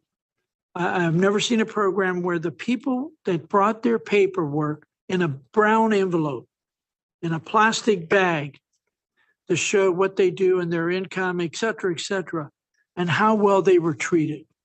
I mean, when I see that type of a program really helping the people, helping them get into a better car, a cleaner car, a safer car, and then I hear the money suddenly cut off, but yet we don't cut it off for this other thing that's not going to give us any clean air anywhere in your lifetime and anybody else's lifetime that's on this here today.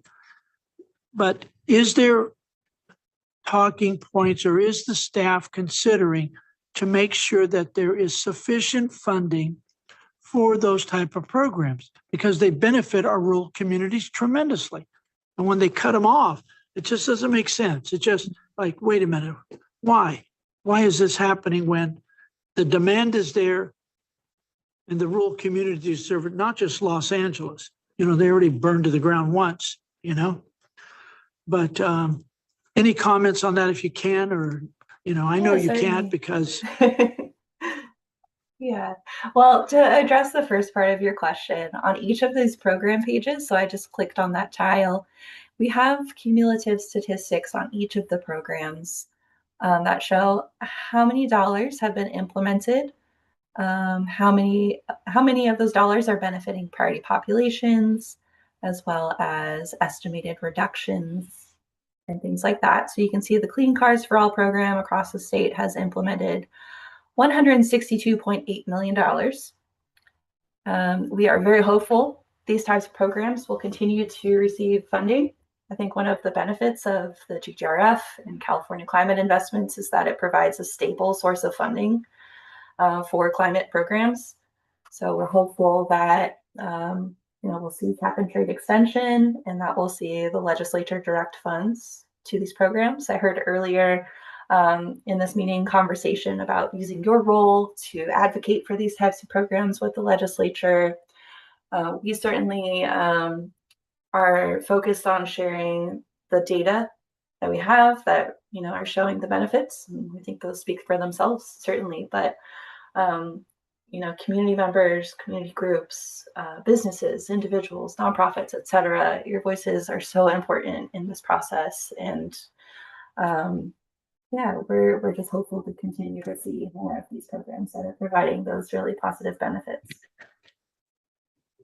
Thank you very much. Thank you, Nicole. Okay, thank you so much. Great presentation. Very much so. Excellent. We'll go ahead and move on to item 12, update on 2025 wildfire season and prevention and response efforts. All right, so I got John Klassen, who's our Director of Air Quality Science here at the Air District. It's a thicker package, but I do know that Jamie's also working her way up. I'm sorry, it's a dynamic duo. Yeah, they always co-present on this because there are different facets to the strategy. Maybe I'm just hinting that we want to still stay within the CAC's goal here. I think wrapping up by about noon or so. So it'll be a pretty quick presentation on this. All right, thank you. But not faster than it has to be, though. I mean, make sure that you get the information to the CAC members, of course. All right, good morning. We'll just jump right into it here. Try to be brief here and hit the high points. So won't spend a lot of time here, but as you know, wildfires can definitely impact our air quality here. And there's a lot of different issues that are causing that. through suppression policies, changing climate conditions, tree mortality, making it very challenging. Just looking at the drought conditions across California, this is 1 year ago versus right now. So things are continuing to dry compared to last year, seeing some areas come into a level of drought. And we expect this to continue as the summer goes on, making wildfire risk even higher. The year 2024 had more wildfire acres burned compared to the previous 2 years. And then on the far right-hand side there, we have the 2025 year to date. That's a moving number, of course, and that's actually different now than it was when we put this together at the end of last week with some new fires coming up. So that bar at the far right-hand side continues to increase.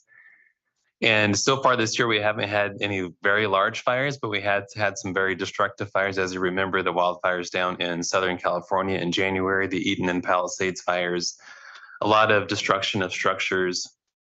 So making the top two of the top three most destructive wildfires in California history from what happened earlier this year. This is a list of the fires that have been impacting the valley's air quality in the region so far this year. And the ones in orange here highlighted are the ones still that are actively burning. There actually is a new fire now that isn't on this list. We put this together the end of last week, but over the weekend, the Gifford fire in San Luis Obispo County is also very active. It's burned about 80,000 acres as of today. It started on August 1st, and the smoke is currently pushing out over the Pacific Ocean, but things could be changing here the next few days with the wind direction pushing then towards the valley. So we could see some impacts down in the Southern Valley in the coming days from that fire. A few notes on the Madre fire. This is a major fire that started in early July, located in the Carrizo Plain of San Luis Obispo County. This grew to about 80,000 acres over just a few days, and we did see some smoke impacts from this fire in Kern County. And just showing a few satellite images here of that fire from July 2nd through the 4th, you can see the progression of some of the smoke there. Then by July 4th, that was pushing over to the Kern County area. And we did see air quality impacts. PM 2.5 levels increased over those few days down in Bakersfield. This is showing the PM 2.5 concentrations. Usually during the summer, PM 2.5 is very low, usually single digits. So you can see some very high numbers, almost 60 micrograms a spot in Bakersfield during these couple of days. We continue to offer an equipment cash program where we can work with different land managers as they do prescribed burning. We're happy to loan equipment to them if they want to do some local air monitoring during a prescribed burn project. We just did that recently with Sequoia. And can you define land managers? Yeah, a land manager can be CAL FIRE. It can be the Park Service, the Forest Service, whoever does projects to reduce fuel on the land that do prescribed burning or respond to wildfires. Yes. So as an example of that, we recently worked with the Sequoia and Kings National Park to provide them some air monitoring equipment to do monitoring at Sequoia Lake at the YMCA camp while they did a prescribed burn project up there. So we're happy to assist them with that. And we continue to work with land managers throughout the year. We have our daily 1 o'clock call where we coordinate with different land managers and different agencies on projects going on wildfires. We do our annual cooperators meeting each spring where we talk about the process that we have, where we can make improvements. And then we attend interagency and local fire safe council meetings. And Nick DeHart here, we're very appreciative of Ashley reaching out. We're able to attend the meeting of the Eastern Madera County Fire Safe Council there just a few months ago. So we're happy to be up there and be a part of those meetings. And I'll pass to Jamie to talk a bit more about our outreach efforts. While we have had, knock on wood, cross your fingers, a remarkably positive summer with regard to wildfires, that could change in the course of just a couple of days. Our number one priority when we do see smoke coming into the valley is communicating with the public and giving them actual tools, instructions, ways that they can really make sure that they're protecting themselves. We have a great partnership with our public health officers. We have an annual meeting with them to all get on the same page. We work with the Central California Public Health Consortium and other public information officers. We put out daily communications in English and Spanish to our media, making sure they understand what air quality is like on any given day. We're working with schools, especially during this back to school window, to make sure that they understand what they should do if we do have those smoke impacts. And then, of course, I'm going to talk about a few other things, but social media, emails, being out at events, we're doing all of that. There are a lot of tools out there to track air quality. And while we have our own app, it's great. I recommend you download it if you don't already. you should use whatever device or app is going to get you the information you need. Most of it is pulling from our air monitors. I would say 90% of it's pulling from our air monitors. It's just showing the data in different ways. I will point out that the one that is second from the right, that is EPA's fire and smoke map. And when we do see smoke impacts, you'll see us talking a lot about that map, because what it does, it will show the smoke plume. This is an older image that's on there, but you can kind of see the grayed out areas. That's kind of how smoke is moving throughout the areas. And when you pull it up on a bigger screen on your computer, you can even see better what's going on. If you look right now, you'll see that the upper Midwest and the East Coast of the United States just getting pounded by the Canadian wildfires. We have a great website that will connect you to all of this information. It's recently been updated. This is a little bit of an older screenshot of it, as we only have one fire that's impacting us right now, but it talks about how to protect yourself, some of the resources we have. It links right under that heading to our fire and smoke map and our RAN map, where you can go and see what air quality is doing at any given time. And it has a bunch of outreach materials as well. One of the best ways to follow us is on social media. We're on Facebook, X used to be Twitter, Instagram, Threads. Threads is kind of adjacent to Instagram. If you're on Instagram, you're seeing Threads pop up a lot. It's a Meta product. Nextdoor and also LinkedIn. So if you follow us on social media, we'll be giving you the most up-to-date air quality information when we are seeing those impacts. We also have a whole variety of outreach. This is just one infographic, and you'll see we have it in 4 different languages here: English, Spanish, Hmong, and Punjabi. We're always looking when we're out in the community to make sure that they're aware of what they should be doing and the resources that are out there. Another example, we do have this in multiple languages, but I've just brought it up in English. It's just a general wildfire brochure to let you know about what you can do if you're being impacted by smoke. We do have 2 programs that are grant programs. One is our Clean Air Centers program. This is a network of publicly accessible facilities that are equipped with high efficiency air filtration systems that have been funded through the district by the California Air Resources Board. And really, it's libraries, senior centers, youth centers, community centers, and it's a place for folks, maybe those who are unhoused, maybe those don't have a HVAC system in their home, maybe those who don't want to run their HVAC system all day long, that they can go through our partnership with these centers. They turn on these larger kind of industrial filtration centers, and it can be a place where folks, in the way that the cooling off centers are for the heat events, these are clean air centers for when we do have those smoke impacts. We've been running a clean air room program, and it is basically to give smaller, they're about that, you see right there, they're maybe about 18 inches by maybe 7 inches, devices that can clean a room in your house. We've been running this program for a couple of years now. We do have a few counties that still have devices left. So if you're interested, definitely go online and check it out. But what's great about it, you put in your information. If you're in one of those CARB-defined disadvantaged or underserved communities, we just send a little air purifier directly to your home. You don't need to do anything. You don't need to go anywhere. You don't need to submit us any paperwork. And I will say a big chunk of the valley is in that defined underserved communities. If you happen to be in one of our AB 617 communities, there's lots of funding. So if you're in South Central Fresno, Shafter, or Stockton, definitely spread the word. Get the word out, because we have lots of funding for folks who live in those communities. We also do some outreach around this. We send out a postcard saying you can get a new filter and you can get a 20% off on a new filter. Don't forget to check it. Don't forget to use it when there is smoke coming into the valley. So it's really been a great program for us. Additional outreach materials, again, you can see we use QR codes a lot now. That was one of the gifts of COVID. Everyone got used to them. Multiple languages. We're out at events on a regular basis. I have teams out, especially during this back to school kind of 4 to 6 week period. And we're constantly making sure that folks really understand what to do when that wildfire smoke comes to the valley. So I think that's it. Fingers crossed.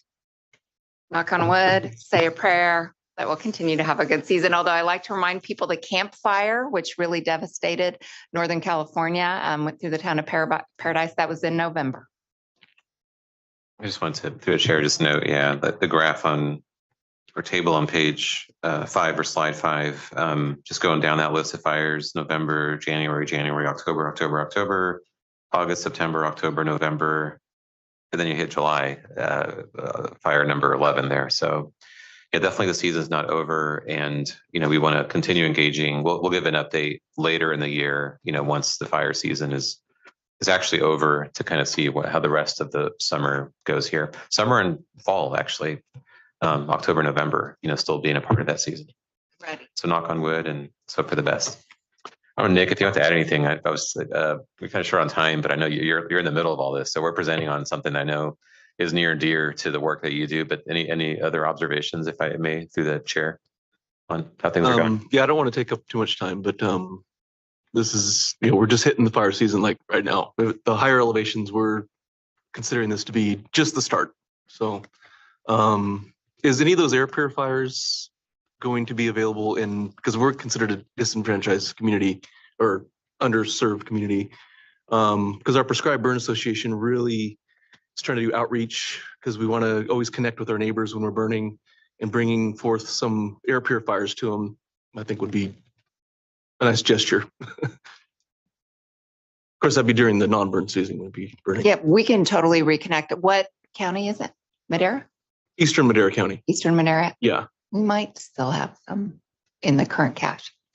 And I think, we're looking for ideas. When we talk to the board in October, one of the conversations, an ongoing conversation, is as we ramp up putting more preventative fires on the ground, whether it's like the bigger land manager, to your question, Dennis, or some of the more local partnerships that are going on. How can we all be more responsive to the concerns that come up? So there's wildfire impacts. There's also like what you're talking about too, which is, just being proactive and in the communication side, but also, having air filters and things like that available, because there's going to be a lot more prescribed burning and other hazardous material reduction burning that goes on to get ahead of wildfire. So I think we're always looking for ways to try to be more impactful kind of in that space too. And so I kind of take some of your questions there to also be kind of forward looking, like how do we be more proactive on that front?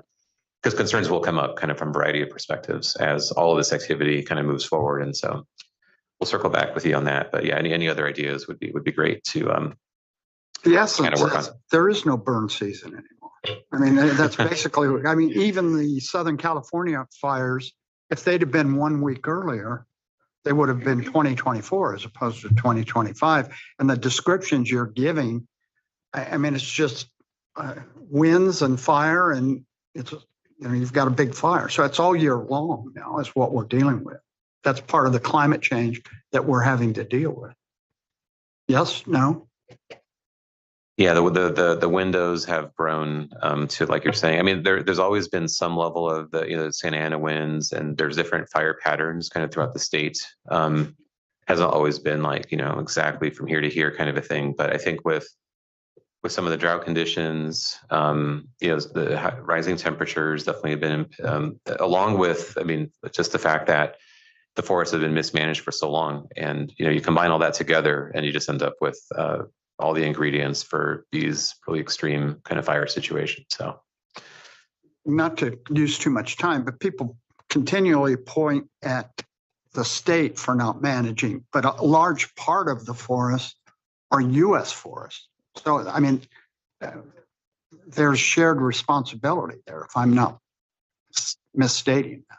That's correct. If I may, through the chair, just it's a big topic, right? Which is why we would put this on the agenda on an ongoing basis, because there are commitments at both the state and federal level to try to turn a corner on those decades of mismanagement. There's commitments made, 500,000 acres on each side, on the state side, on the federal side, of acres per year of doing some kind of management in the forests. CAL FIRE has, through both funding as well as policy mechanisms, has really been ramping up. I think the federal side of the equation, there's been efforts to ramp up, and we've seen some evidence of that, but there are a lot of remaining, I think, barriers with a variety of barriers, whether it's, within the parks themselves or some of the federal forests. There's a lot of process that has to happen to do different types of projects. And a lot of it's a very active discussion that's going on right now both on the funding side as well as on the policy side. And you're right. I mean, it's a long way of saying basically that the federal agencies are a big part of this equation. And I think they're also trying to kind of figure out, how to do more preventative measures so that all the resources don't get sucked up into the response when fires do break out. They can do more planning, more prescribed burning, more other types of treatment. So that's a very active discussion. It is one of the big parts of our policy platform. We do support efforts to put sufficient resources into planning and preventative measures, for example, is something the board's acted on for a number of years. And so we keep a really close eye on that. And it's moving. In some ways, it's moving a lot faster than it's ever moved. In other ways, there are still some remaining challenges to do and what needs to be done. Well, through the chair. Well, I just wanted to bring what I perceive to be a problem to the district. First, I'm an avid supporter for prescribed burn.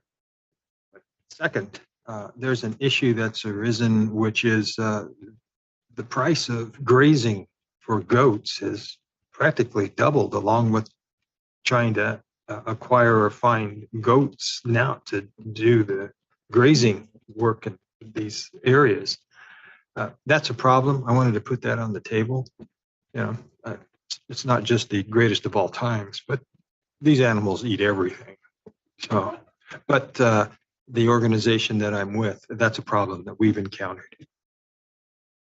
And Samir, and maybe, is there a possibility, because that is an issue that came up last week, was the goats and the sheeps.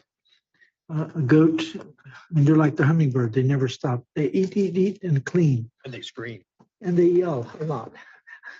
And they don't like to be put on a rope. Is there ways that we could potentially provide more funding to those type of mechanisms? I mean, yeah, it's a livestock that people could apply, because I have some friends that have goats in San Luis to take them to Santa Barbara. And they've got about 180 goats. And these characters, I mean, these goats eat everything. I mean, they clean it up. Is there some type of funding mechanism that can be allowed for these type of, I mean, we give funding to farmers to reduce the issues of emissions, right? Can we provide, it'd be the first of its kind, emissions to where people that have livestock like this can take them to these areas and let them just have a field day. I mean, provide them the water and the salt block, and they're happy, and keep the dogs away from them, and the crazy predators. But is there something like that can ever be done like that we could provide some help? I think in the future we can help convene some conversations about what the communities need by way of help when it comes to funding and programs. There's a lot of funding that is now starting to go into what I'm hoping are community-led, hazardous reduction materials, sort of like whether it's grazing and some of the other stuff. So I would defer, and I would hope to be able to have a larger conversation or support conversations about, some of these funds.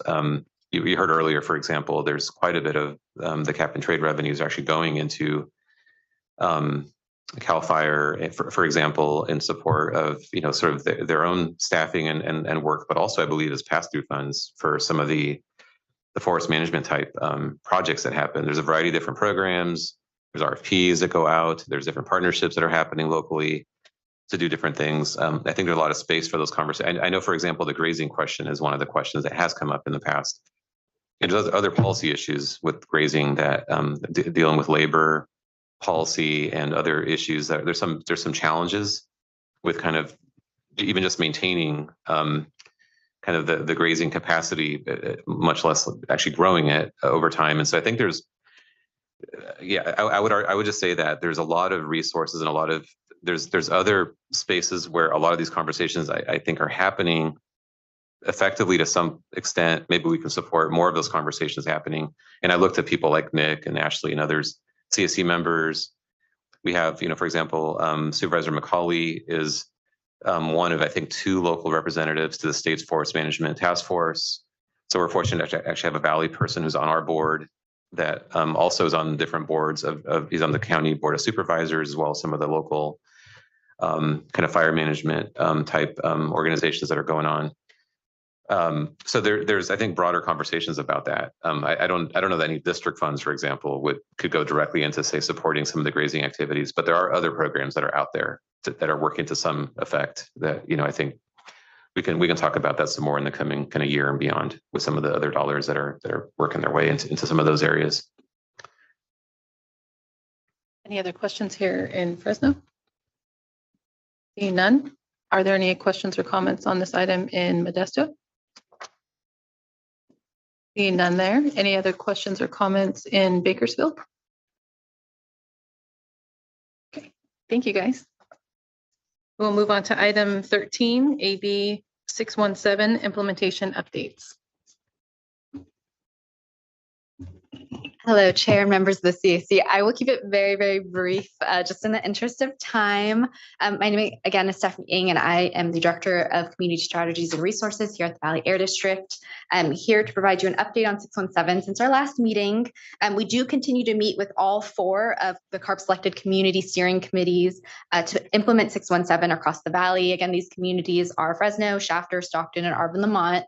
I had a few updates, but just to keep it brief, implementation and work across these communities is still ongoing. What I did want to focus on is that as a part of our ongoing efforts to really expand this community work outside of 617, we are continuing to look to partner with organizations really across the whole Valley to connect with them on clean air resources and funding opportunities. We've recently been to South Madera. We were recently in Delano as well. We had some great discussions on our air purifier program, also on our Healthy Air Living Schools program. And we just have loved to connect with these communities. So if there is a community group that you all work with that wants to get involved in air quality work, please help connect us. We'd love to work with them. And that is my update kind of on the district side. We do have our partners over at CARB, Brian Moore from the Office of Community Air Protection that has an update as well. Hi, it's good to see you all, and I'll also keep it short because of the time.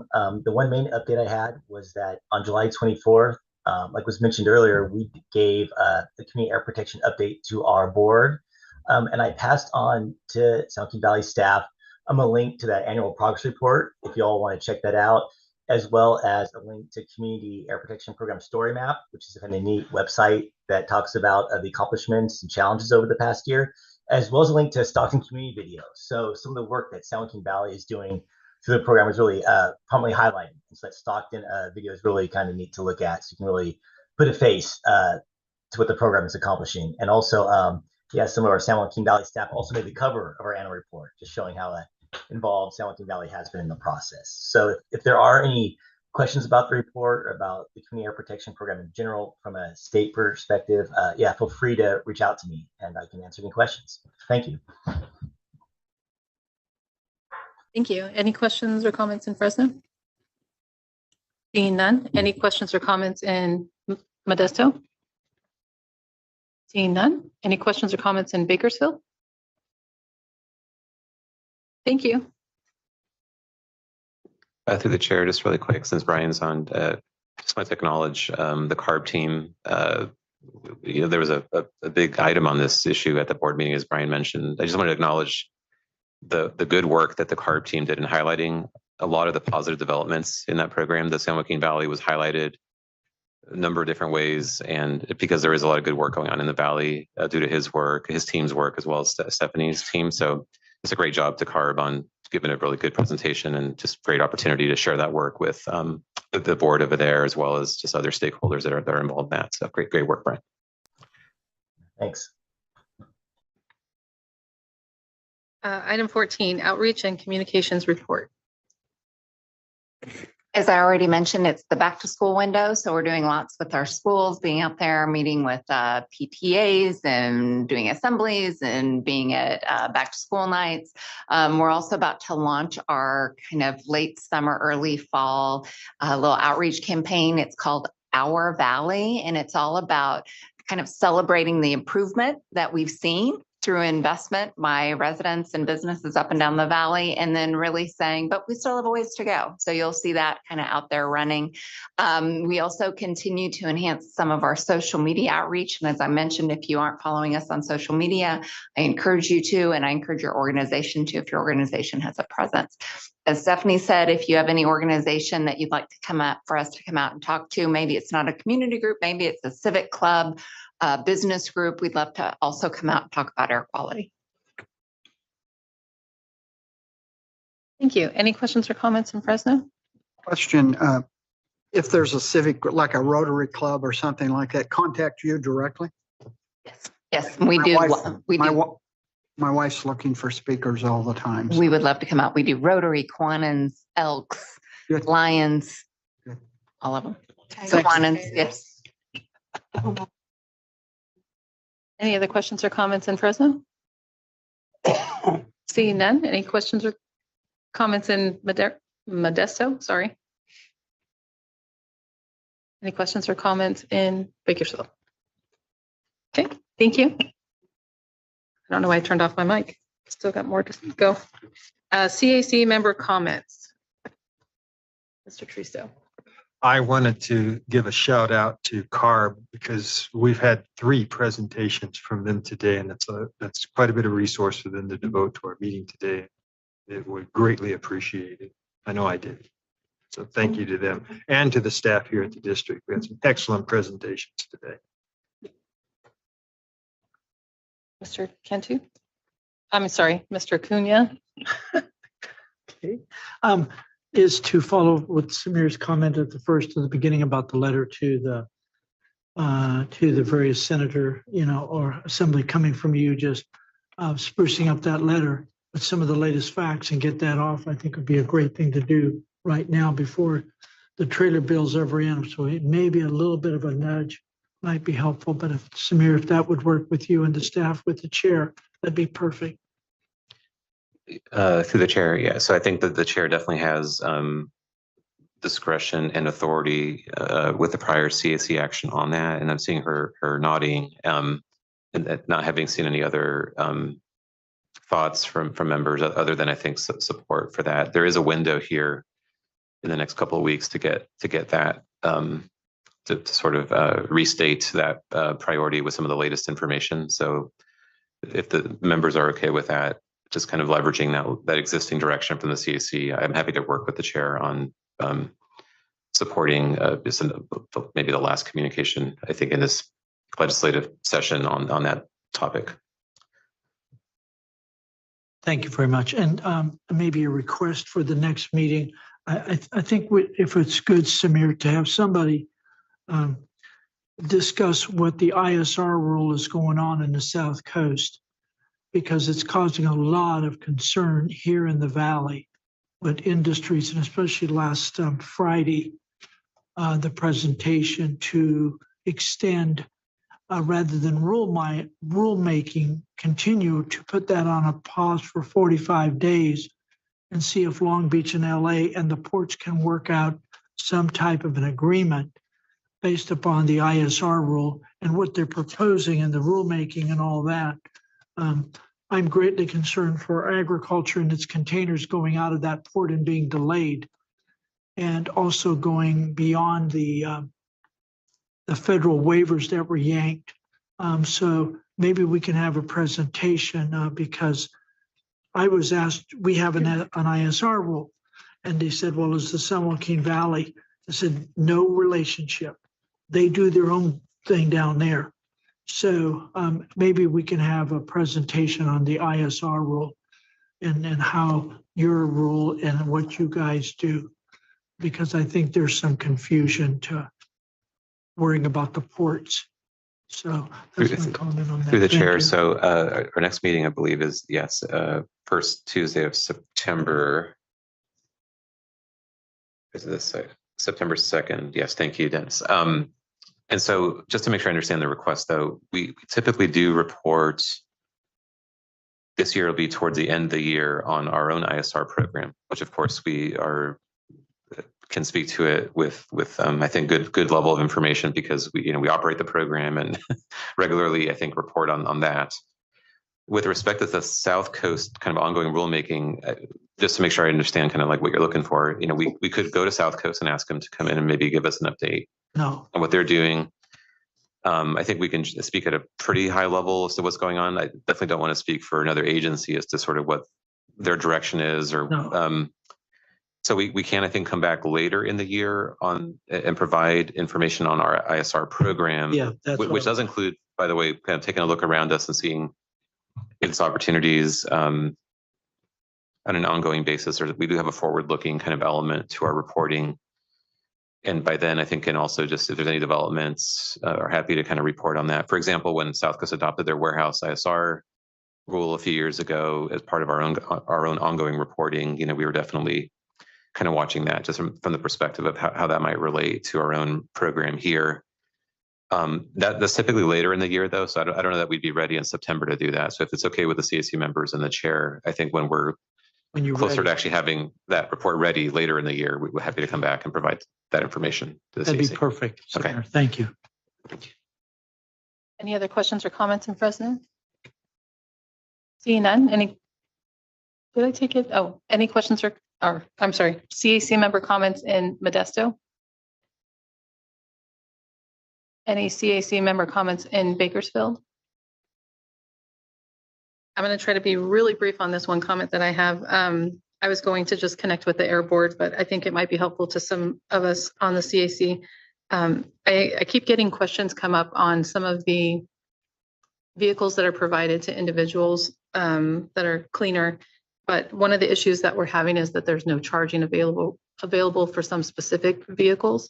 And then I thought, well, surely there's like an adapter that you can get to use anywhere. But there's one in particular that I'm not even able to find, excuse me, an adapter for. So is there anything being done or looked at as far as making sure that there's availability for charging in areas that these cars are going to, or some type of adapters or whatever available, so that because we're having an issue in our area that there's people who have got cleaner cars, but now they're stranded because they can't, if the one charger that they have that charges their vehicle is down, then they have no other option.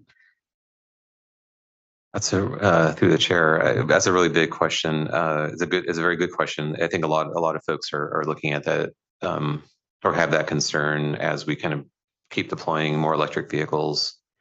There's definitely a broader to say there's a statewide sort of goal of getting more of these on the streets. So there's a lot that happens. It maybe should be happening at the state level to address kind of the core of what you're saying there.